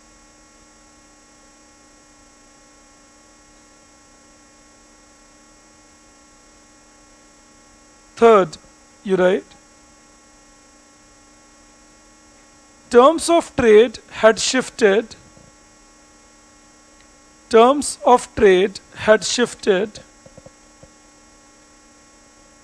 favor of agriculture. Terms of trade had shifted in favor of agriculture. This is terms of trade. Price of agricultural goods as a ratio of price of industrial goods. All right? That is what we call terms of trade. Price of agricultural goods as a ratio of price of industrial goods. Mind you, if it is less than 1, then it implies unfavorable to agriculture. क्योंकि इसका मतलब agricultural goods सस्ते बिक रहे हैं ज़्यादा, industrial good costlier हैं, तो जो फार्मर्स हैं उनको ज़्यादा पैसा देना पड़ रहा है खरीदने को. If it is less than 1, it means agricultural goods are cheaper, industrial goods are costlier, and farmers have to spend more money to buy that. So between 1980 to 1990, this was 0.9, that agricultural goods were cheaper and industrial goods were costlier. But between 1990 now to 2001, this changes and this rises to greater than 1.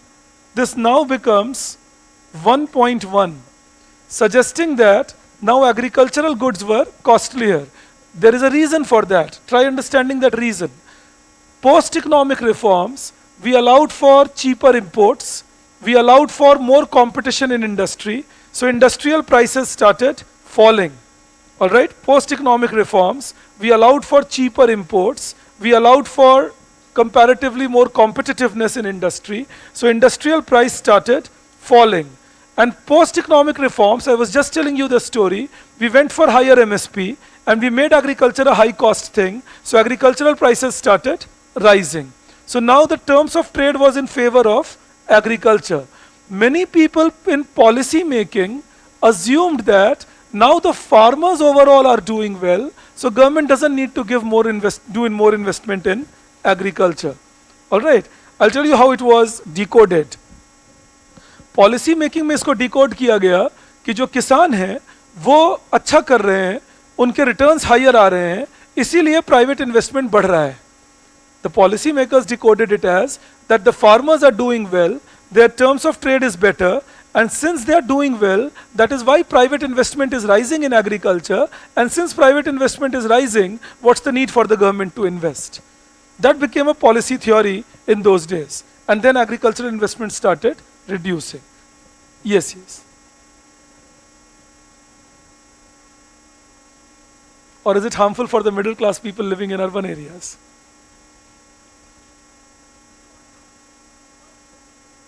But that's what I'm saying. That do we want to punish the producer for that?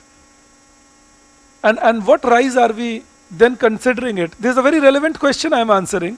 This question is often raised in many circles, that if agricultural goods prices rise, then it's harming the economy. But again, that's a typical remnant of socialist thinking. Typical remnant. What is socialist thinking generally based on? Again, if you are a socialist, you bear with me. You know, I'm not criticizing the theory, but the thought process that comes with it naturally. Industrial workers have to grow good. Industrialization has to happen quickly. How do you make workers transition from agriculture to industry quickly? Where? In industry. But what else? Lower cost of living for them. If you keep the food price subdued, and if you keep the taxes high in agriculture, both things together, you will incentivize workers to move away from agriculture towards industry. You understand that? Food prices subdued means you're keeping inflation low for food. Industrial workers are net producers of industrial goods. They are net buyers of agricultural goods. You keep that price low and make people feel good about it. Another method of industrialization is keep raw material prices low by subduing the agricultural price again. So train your people to think it's a virtue. But now think about the inflation aspect of it. If agricultural price growth is 3% per annum, just randomly choosing numbers. If agricultural price growth is 3% per annum, and income growth in urban areas is say 6% per annum, will this inflation necessarily hurt people in urban areas? So as long as the real returns in urban areas are higher, ideally the urban people should have no reason to complain that my prices are rising. पर अब मेरे मन में वो बात आ गई है, मैं मुस्कुराता रहूंगा, आपको लगेगा I have lost it in the evening. You know, I have not lost it. I remember, 2011, onion prices were quite high. Onion prices have fluctuated in India for very long now. So onion prices were quite high. And as usual, there was this political whole furor, news channels, etc., everything. And one day I was watching one of the news channels. All of us need entertainment at times. So, so I was watching that. And there is a lady being interviewed, and this lady is sitting in a Honda City, chauffeur driven, and she is being interviewed about rising onion price. And the comment she gives is, oh yes, this price has risen tremendously, we will now die of hunger, it feels. Hamara to pet pe laat pad gaya, that was the language. Now this is a joke. If you are sitting in a car like Honda City, a sedan, then your monthly payment of EMI for that car itself will be more than 15,000. It's a chauffeur-driven car. Now chauffeurs don't drive it for less than, even in 2011, for less than 10, 12, 15,000. Now that means the person is spending 30,000 just on the car. That means the person's family income will be at least 1 lakh rupees, assuming that she's a big car freak and spends 30% of her income on car only. Even assuming that, her income would be 1 lakh rupees per month. Even if we assume that this person is a huge onion-loving person, this person will still not eat more than 20 kg onion in a month.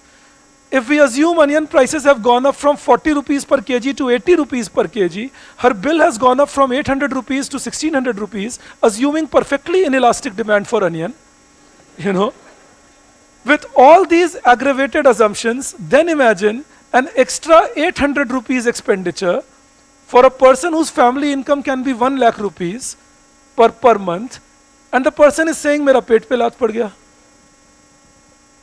That is how we make it hyperbolic. I'm not saying that onion price increase doesn't hurt. It doesn't hurt the rich in the urban areas or the middle class in the urban areas who are the most vociferous about it.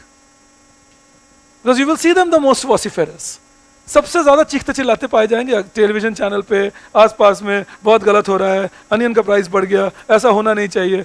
But point is, you are not losing anyways. Now, I can agree if they say that the poor are suffering, because the poor have onion as a staple crop and a staple food, so we should do something about it. But more often than not, you will hear people saying, we are suffering, and that dilutes the problem.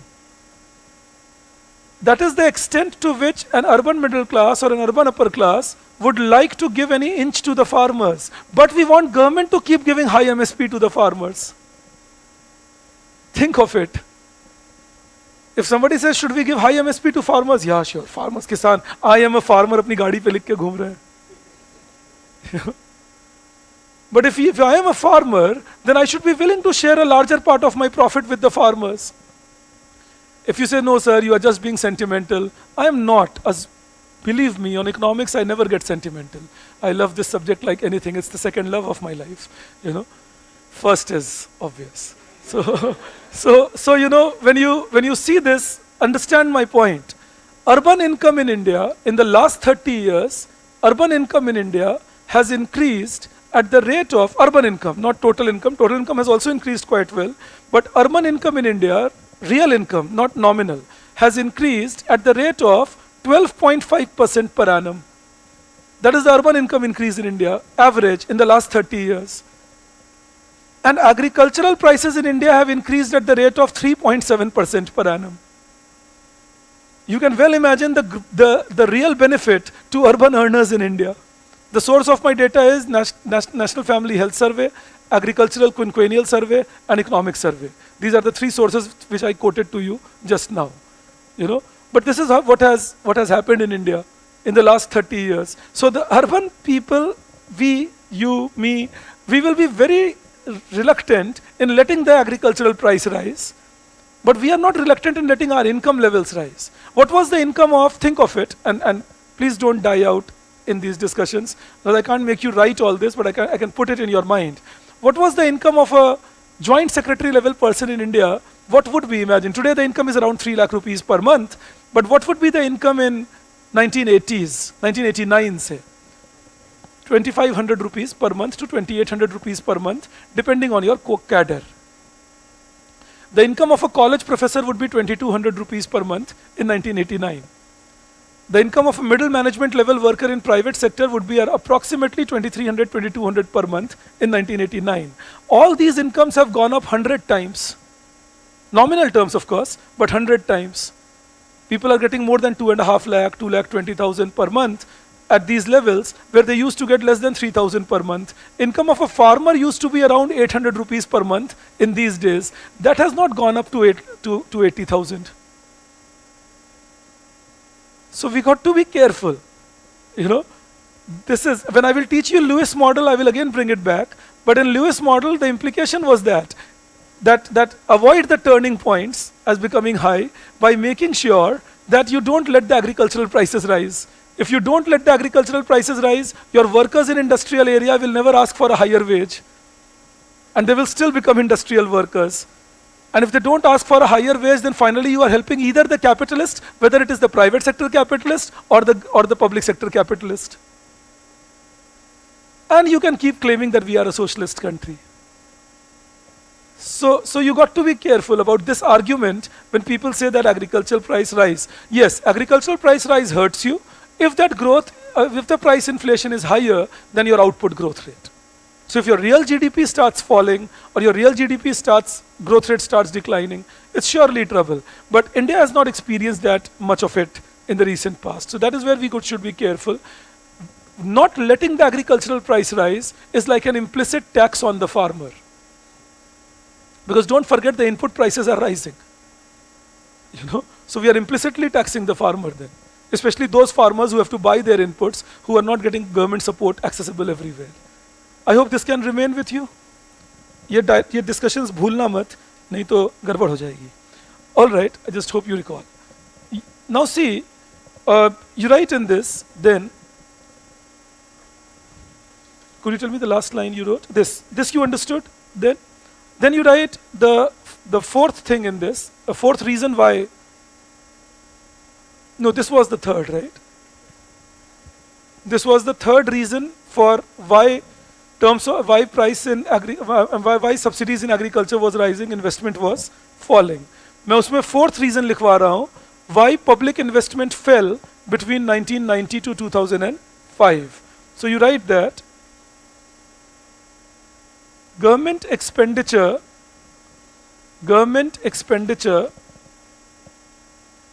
on public infrastructure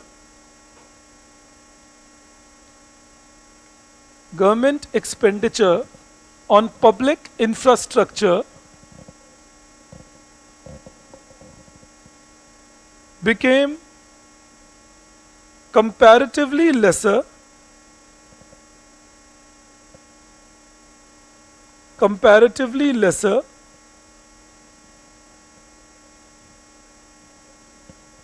between 1991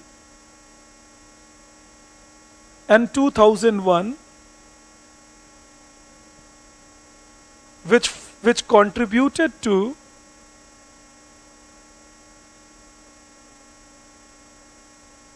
decline in overall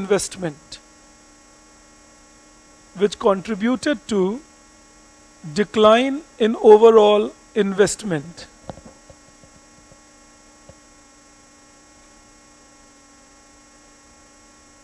I hope, Akanksha, you got the answer to your question. Ishan, I hope you got the answer again, because I just answered those. Uh, okay, there's one question that one of your friend asked, that if agriculture price rises, it is a bad thing for net buyer, that is small farmers. But that is the trick in India, no? We don't let the price rise for the rural areas, and we increase the price in the urban areas. That is where the middlemen come into picture. Always keep that in mind. Chanakya, this is an answer to your question too. That remember, the rural prices we don't let rise much. The farmers don't get a higher return, and the investors and the traders get a higher return, and urban prices are allowed to spike. Now that's the problem part that you would see. So we don't let the price rise for the farmer, we let it rise for the consumer. That is the aspect. For terms of trade, in case those of you missed it, terms of trade is nothing but the ratio of agricultural price to industrial price. If it is less than 1, it means industrial price is higher. If it is greater than 1, it means agricultural price is higher. This is important because if industrial price is higher, it means people who are doing industrial services are better off, because they can buy their food cheaper compared to the income that they are earning by selling their industrial goods. If this is greater than 1, it is assumed that then agricultural producers should be better off, because they can now buy things cheaper and they can sell their products at a higher rate. That is the meaning of this whole ratio. I had a hand raised? Yes.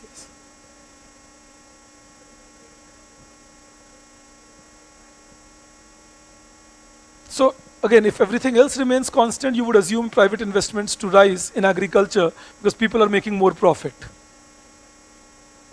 All right, that is the aspect. All right, below that you write 2005 to 2015.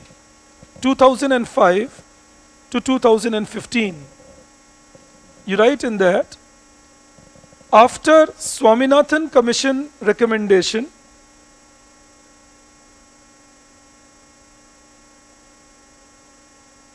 after Swaminathan Commission recommendation,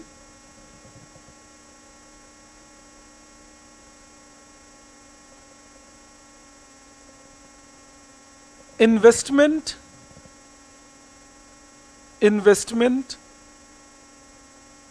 make it public investment, sorry, my mistake.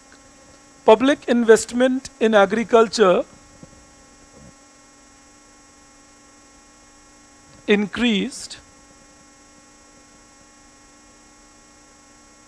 to 12% of agricultural GDP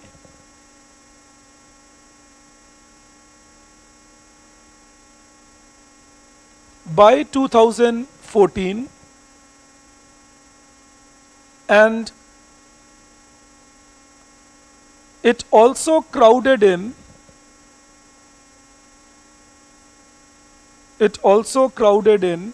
private investment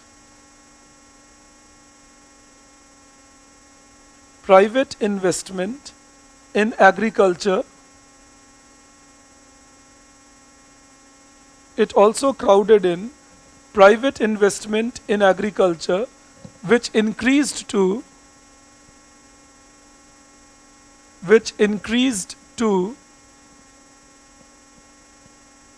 9% of agricultural GDP. Full stop. The average agricultural growth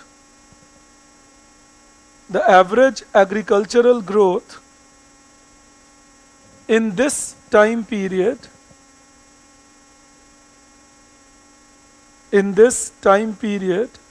was recorded at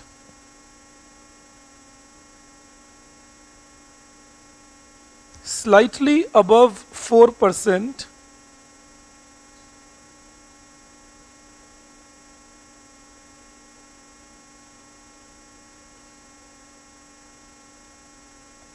when I say this time period, I mean 2005 to 2012.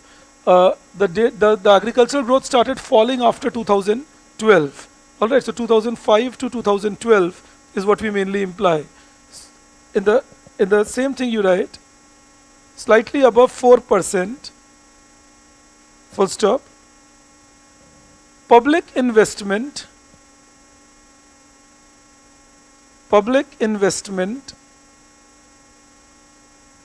was in crop protection. Public investment was in crop protection, comma,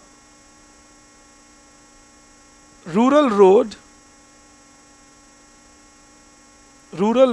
development, comma,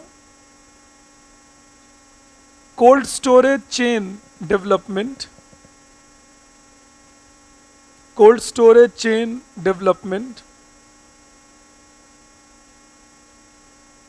and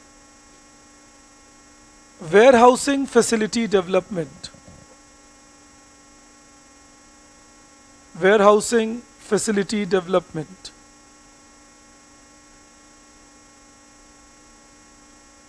Full stop. Private investment was mainly observed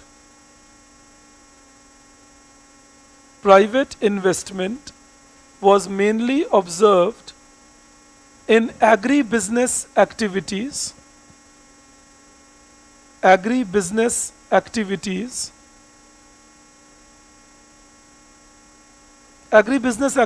are when you talk about linking the agricultural crop production points to the food processing points.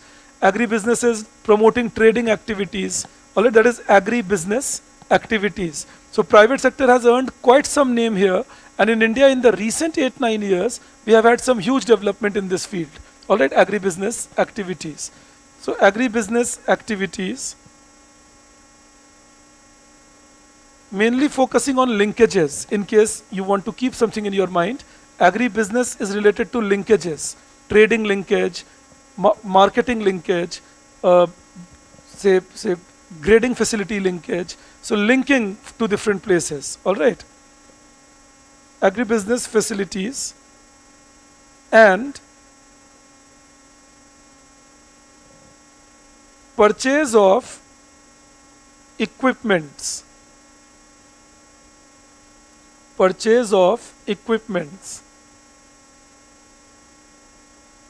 Then you write in that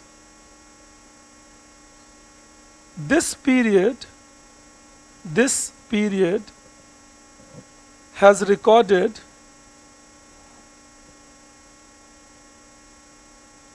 fastest agricultural growth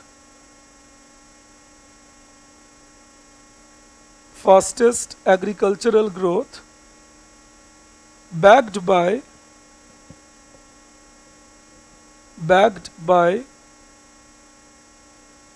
higher agricultural exports,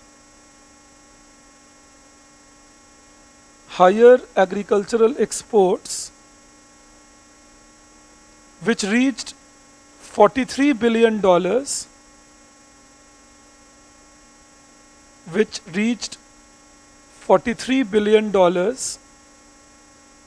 in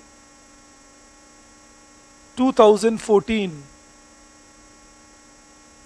and high agricultural commodity price.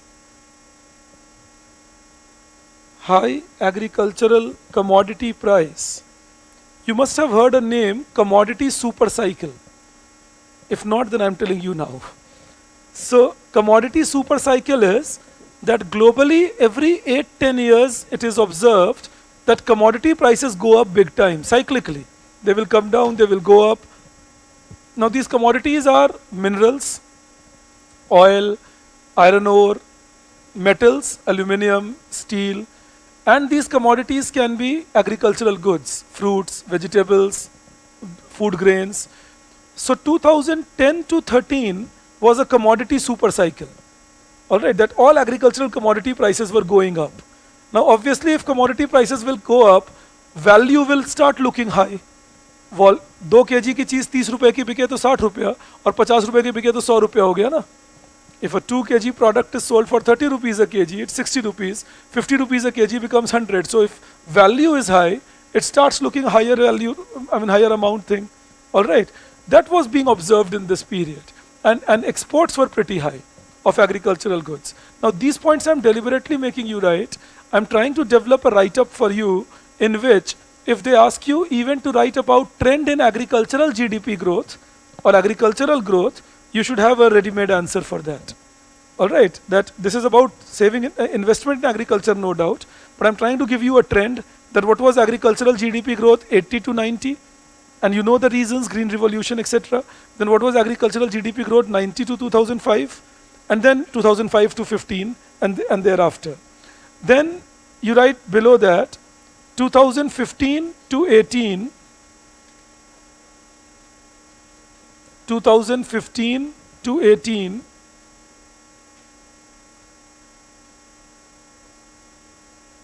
and you write in that public investment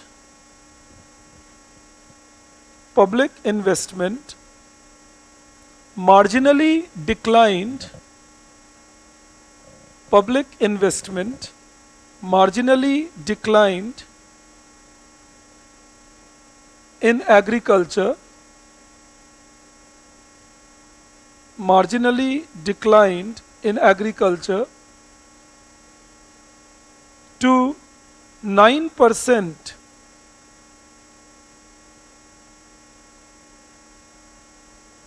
of agricultural GDP,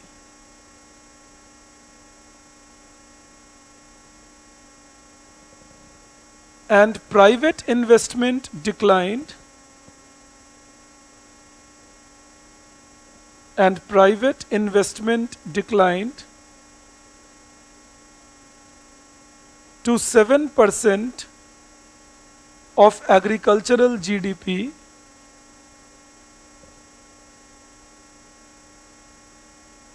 full stop. Decline in investment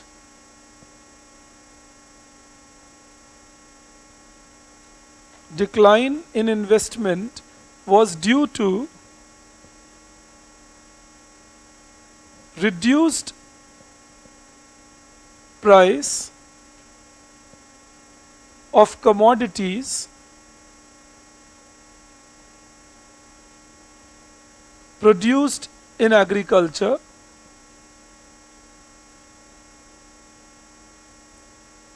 in a bracket you write, it reduced private investment, because when commodity prices went down, the private investment came down. All right, so it reduced private investment, close the bracket, and more focus of government. ये जो दूसरा कारण है, ये government investment कम होने का कारण है. And more focus of government on large infrastructure projects. Large infrastructure projects, like Bharatmala, Sagarmala, they were all being announced in this time period. So government was focusing on these large infrastructure projects. Public investment in agriculture started becoming lesser. All right, so large infrastructure projects. In a bracket you can write low public investment. That is the reason.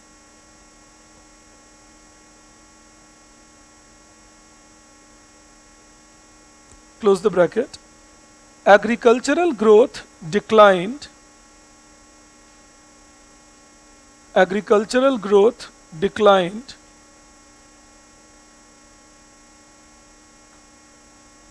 to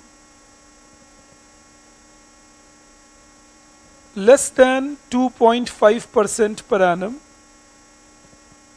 Less than 2.5% per annum. In spite of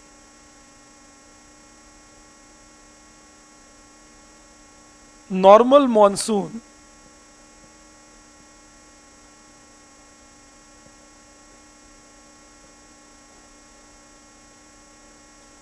main reduction was observed. Main reduction was observed in marketing facilities,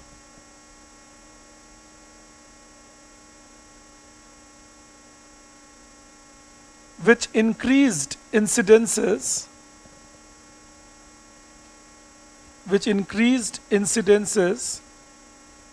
of less price, less price and higher wastage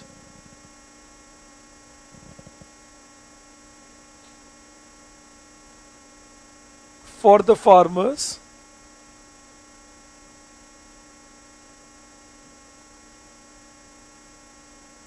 because there was surplus production, there was surplus production of food grains,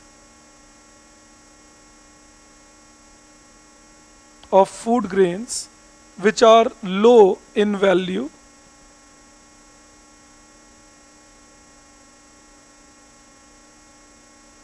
while lack of proper management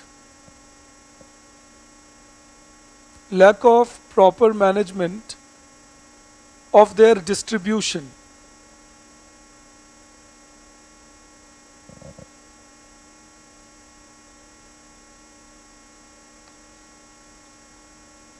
Then you write 2018 to 2021.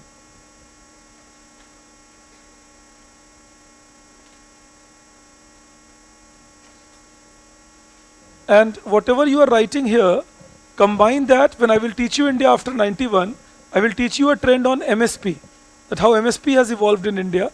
Combine it with that, it will give you an answer about how farmers' income has evolved in the last 7-8 years. All right, that will be a complete answer to that. I will highlight it to you, don't worry. So in the same thing, you write 2018 to 21, government realized, and I say government realized because this was mentioned in the economic survey of 2017-18. All right, like after the next year, the government started increasing investment. So in the economic survey of 17-18, it was mentioned that the fall in public investment is showing its impact on agricultural growth. So if we want agricultural growth to pick up, public investment should pick up. Remember, till 2018, Arvind Subramaniam sir was the chief economic advisor. So economic survey would be written under his tutelage. So then we had an economic survey. After 2018, we have government mouthpiece. So it tries justifying whatever the government does. I hope we get a better one next year. But the whole analysis has gone just to justify in retrospect what has been done across.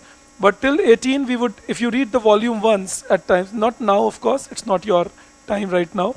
But as students of economics, if you get time, if you will read Economic Survey Volume 1 of 15-16 or 16-17, many ideas that you see today, and even in the past, like say a Jan Dhan Yojana, or introducing direct benefit transfer, or introducing a JAM Trinity, all these were touted in the survey first, or in Insolvency and Bankruptcy Act. So survey would actually suggest some good things, and then the government would work on that, and that has given some huge benefits to the country. All these things that I named for you are big structural improvements of India, done in the last 4 or 5 years, all right, by our government. But the survey would be the harbinger of it. And that actually is the role of economic survey, that you suggest to the government that this is what we expect you to do. You are the chief economic advisor, and then the government accepts that, and you go ahead, take action, and see how it fructifies. Like I remember on Jan Dhan Yojana, when the survey had suggested it, we being us, many people started criticizing it straight away. Then the government went ahead and introduced Jan Dhan Yojana and started bank accounts. I'm sure many of you would have read the criticism that zero bank accounts and nobody is putting money in them. What's the point of opening such bank account? The poor are not getting any money and so on. But if you see today, we have 43 crore Jan Dhan accounts and there are 2 lakh crore rupees in those Jan Dhan accounts. So that shows the utility of Jan Dhan account. Jan Dhan account used for Ujjwala transfers, the subsidy. Jan Dhan account used for Manrega transfers. Jan Dhan account used for say, even other transfers like PM Swanidhi. So this is this thing. Now imagine if we had not gone for Jan Dhan earlier. So we went for Jan Dhan, in spite of all opposition, we get the results today. My only objection is that those who were criticizing it in those days don't even say a sorry. They find a new thing to criticize now. So, you got to be careful. That is why I tell you that you should never mix politics with economics, at least if you think you are discussing economics. Politics can have its own role, let it be, enjoy that, but economics remains consistent in that whole process. So when you will see that, good schemes work good. Jan Dhan Yojana worked good, but then they have to be implemented with a theoretical background behind it. That was my reason of stopping and telling you that.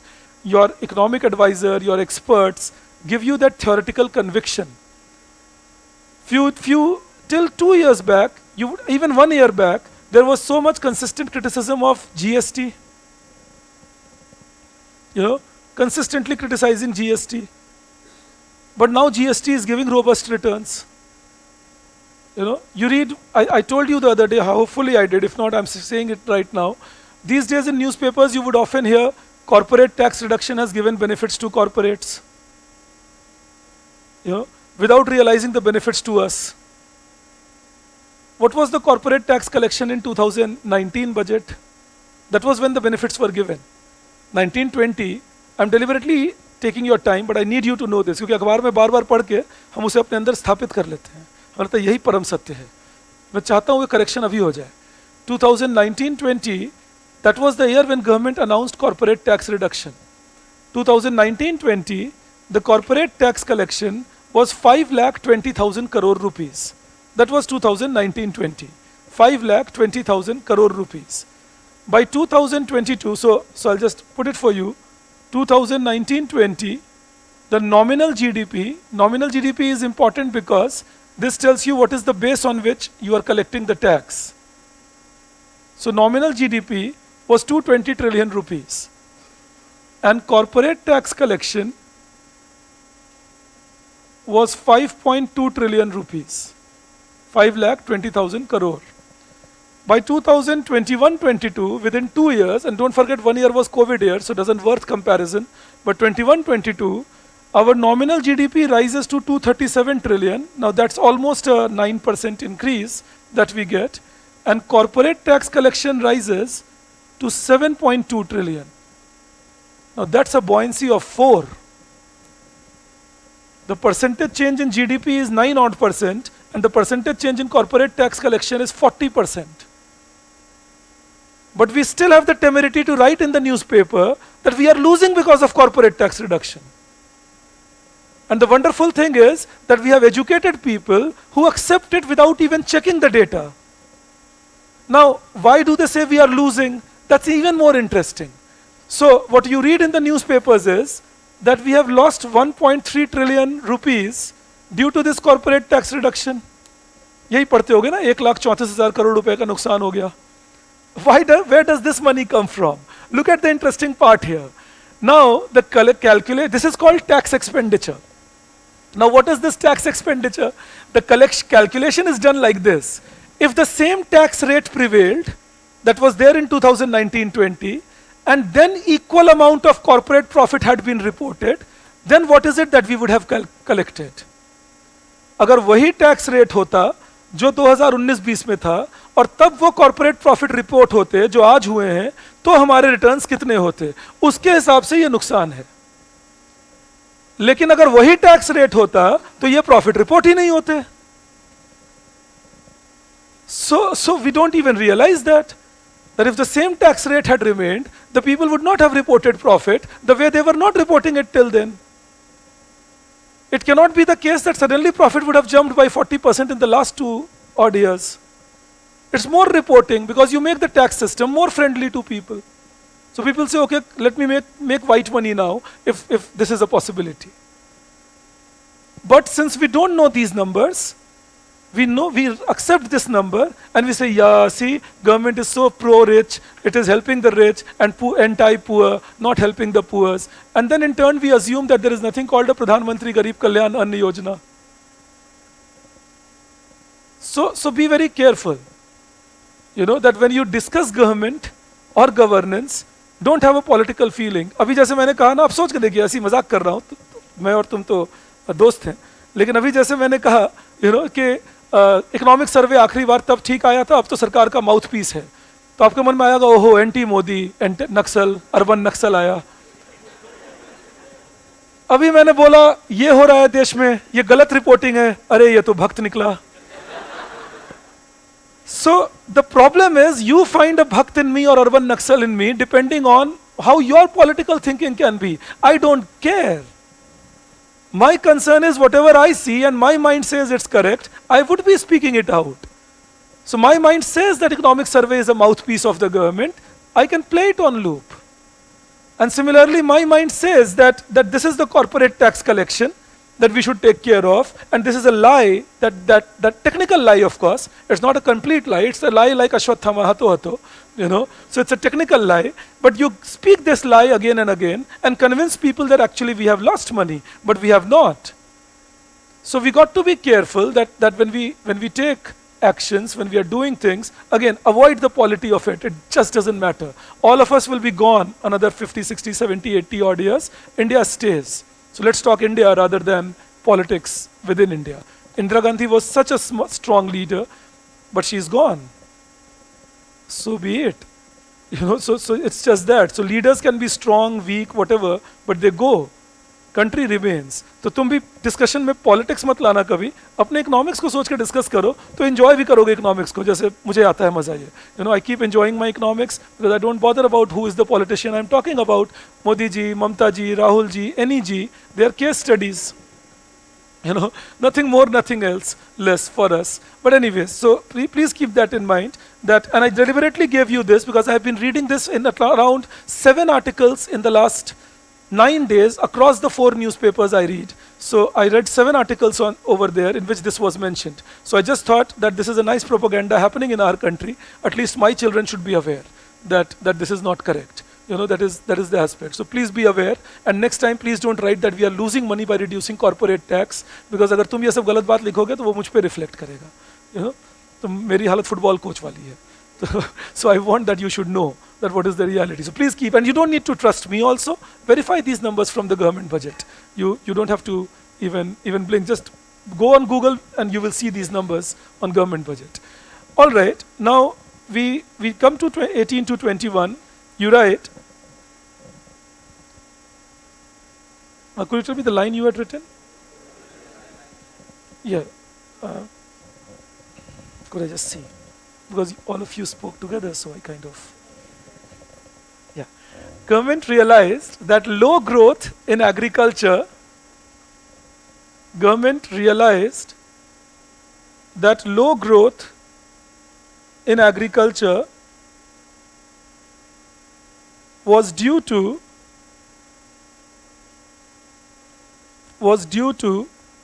decrease in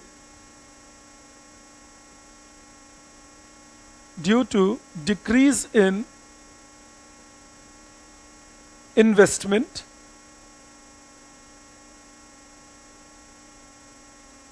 and therefore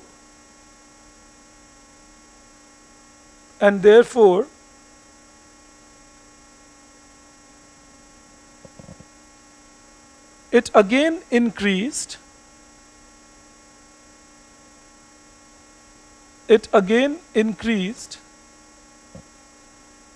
public investment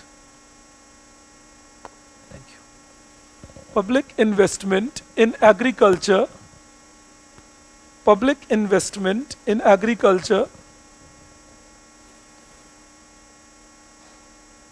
to 12% of agricultural GDP, to 12% of agricultural GDP, comma, private investment has not entirely picked up. Private investment has not entirely picked up.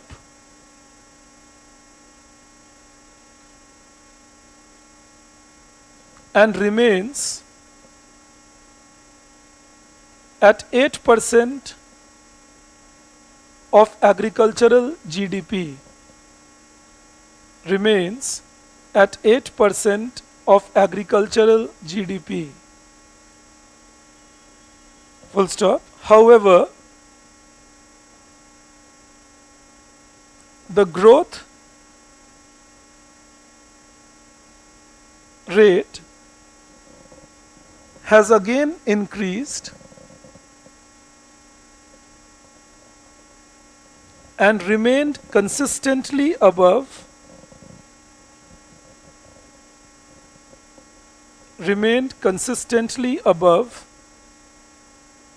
3.5% per annum in this time period.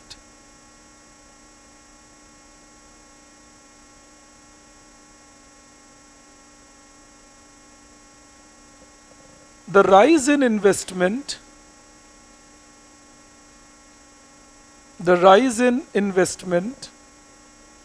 is mainly observed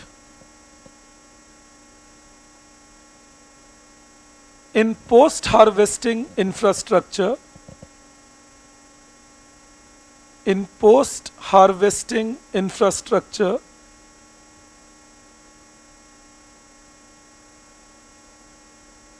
of marketing, connectivity and storage.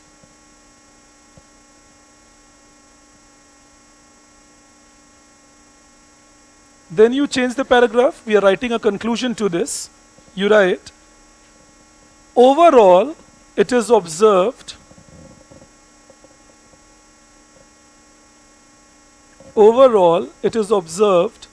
that there are two main results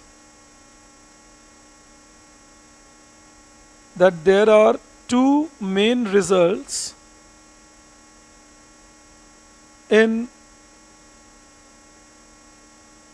agricultural capital formation trends in India.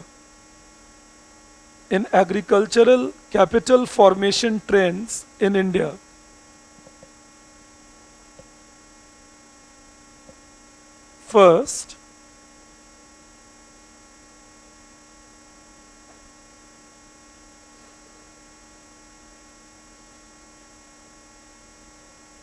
higher public investment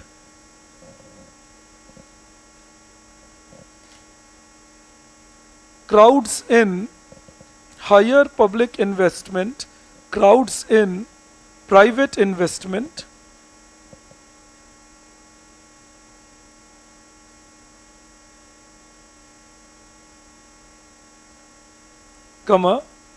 mainly by reducing cost of doing business.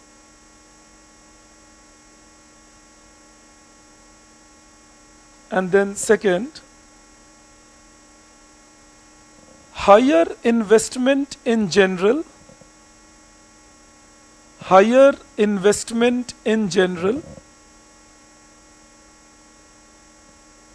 and higher public investment in particular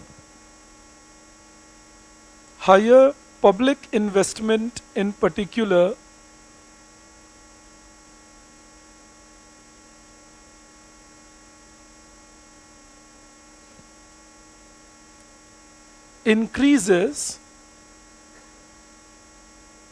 growth rate of agricultural GDP,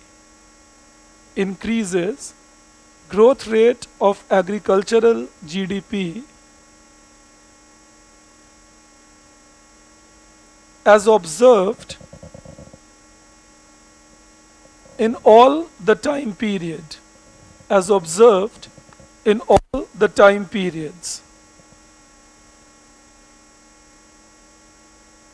All right. We are left with two discussions. I am not pushing it right now. I'll need 1 hour for those discussions. Actually, maybe I grossly underestimated the time I will need. So my error there. I thought we'll have a lot of time. But anyways, so on Wednesday, we'll spend the first 1 hour finishing this and then begin with micro after that. All right, that is how we'll go ahead. Thank you and have a great Diwali. Bye-bye. I'm deliberately not giving it to you right now. We don't have enough time for that. I'll give it to you on Wednesday. And the questions I'll put for you by tonight, 2 more questions from this week. Thanks a lot. Bye-bye. God bless you.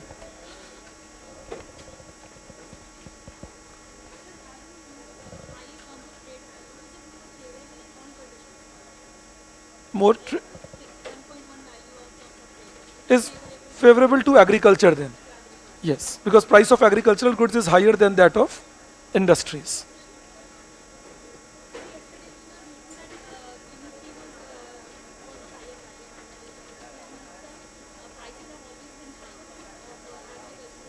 High as compared to what the farmer's cost of production was, all right, but only for those who could get MSP. All right, not in the market necessarily. All right. I'll just take 1 second. Pritha, I would suggest you call it both institutional and technical because infrastructure comes under technical. The public investment Srishti was 12%. Thank you. Bye-bye. Was 12%. And agricultural growth rate between 90 to 2005 was 2% Vikas. Happy Diwali to you too, Krishna. Green Revolution compromised crop diversity. We will discuss it. Amir Beer, we will be discussing it. How Green Revolution affected crop diversity. We will be discussing it. I will be giving you the answer to that in the class on Wednesday. It is uploaded. You can get it, Shubhankar. It's uploaded, the micro macro. Agricultural GDP is GDP created in agriculture. If you don't like agricultural GDP, you can call it agricultural output. It's one and the same.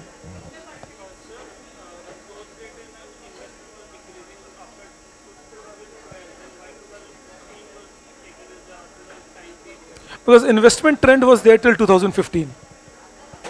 As in the investment increase continued till 2015, 14-15. Growth started falling from 12, but growth started falling mainly because of that again commodity super cycle coming to a halt gradually. All right.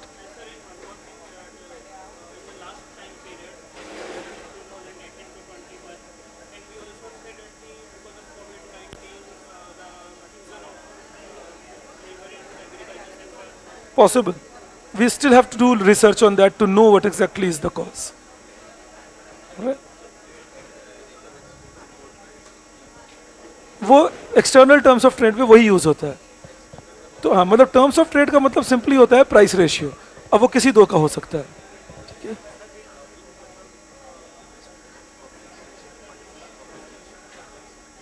In general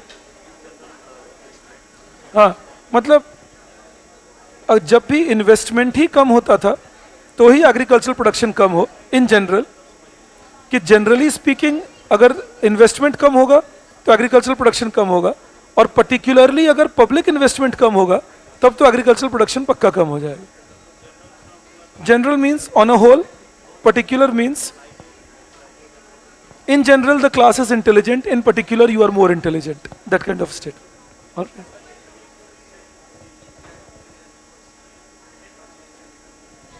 I'll take care of that because now those reports are 4 years old, so you don't need to necessarily go into that. वो पढ़ लो तो अच्छा, it's a good document. I'll just take 1 second. Krishna, you can take a blank page and write it on that, isn't it, for answer writing? Devyani, low level equilibrium implies that people are happy living a life where their income is low, wage rate is low, but their expenditures are also low. And high level equilibrium is when income is high, wage rate is high, expenditure is high. Alright, that is the idea. I hope you got agricultural GDP, Manasvi. Agricultural growth rate in 2019 was 3.9%, Shivani. Happy Diwali to you too, Irfan. And happy Diwali, Nisha. Happy Diwali, Apurva. Happy Diwali, Devyani. Yes, yes. As terms of trade increased in favor of agriculture, it was because industries had become more competitive. ठीक है, तो उसके वजह से industry के price तो कम हो गए, एग्रीकल्चर के नहीं हुए. Imagine it now, I am a producer of agricultural goods, you are an industry producer. Then effectively I am buying your good and you are buying mine. So if terms of trade are in my favor, then my earnings are better and my expenditures are less. That is.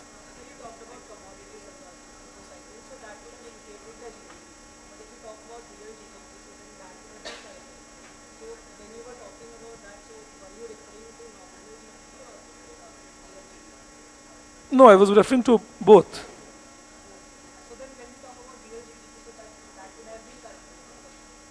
No, because whenever you have a price rise, if the price rise is not too much, then your output production is also incentivized. Price rise. What is the? Greenback is dollar.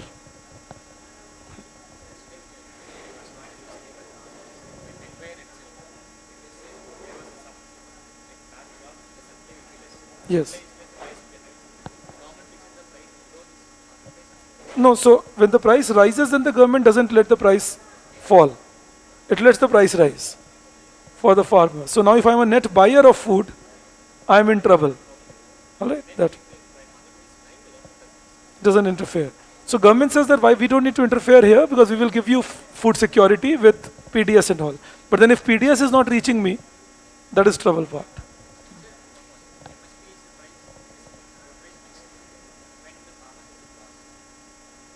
Yes, correct.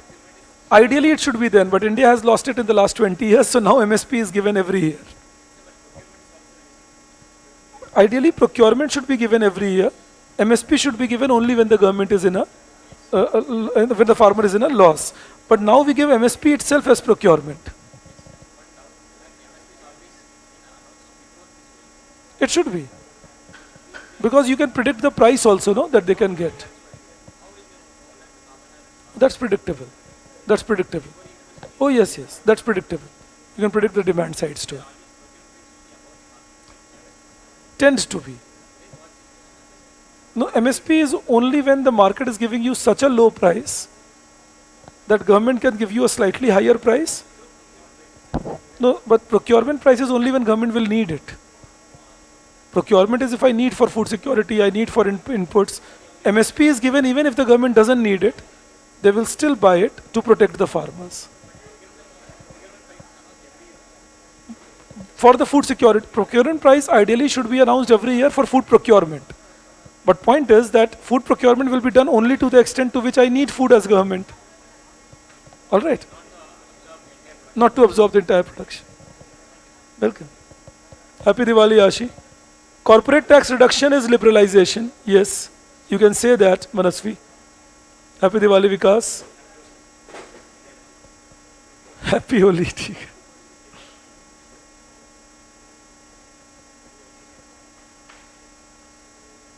Between 1990 and 2005, it was below 2.5%, Anuj.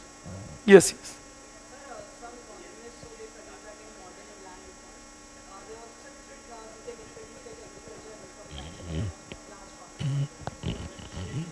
We will talk about agricultural income taxation separately. We will definitely talk. Yes. No, we will discuss agricultural taxation, income taxation.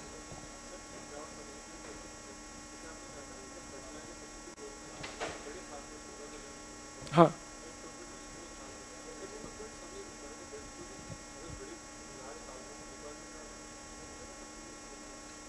नहीं तो वही कह रहा हूँ इसकी जगह पर large farmer को सबसे पहले तो रिक्वायरमेंट ही क्यों है सब्सिडी लेने की? एक बड़ा किसान अमीर आदमी को रिक्वायरमेंट क्या जरूरत है सब्सिडी लेने की? जिसका घर 2000 स्क्वायर फीट का है वो उसको बिजली की सब्सिडी क्यों मिले? लेकिन सोचो अगर बिजली की सब्सिडी पे 200 यूनिट का रिकॉर्ड ना हो तो समझ गए? हाँ ठीक है. Happy Diwali to you too Manasvi. Okay, then I'll see you all. Happy Diwali, Pratishtha. I'll see you on Wednesday then. Happy Diwali, all of you online. Thank you. Bye-bye.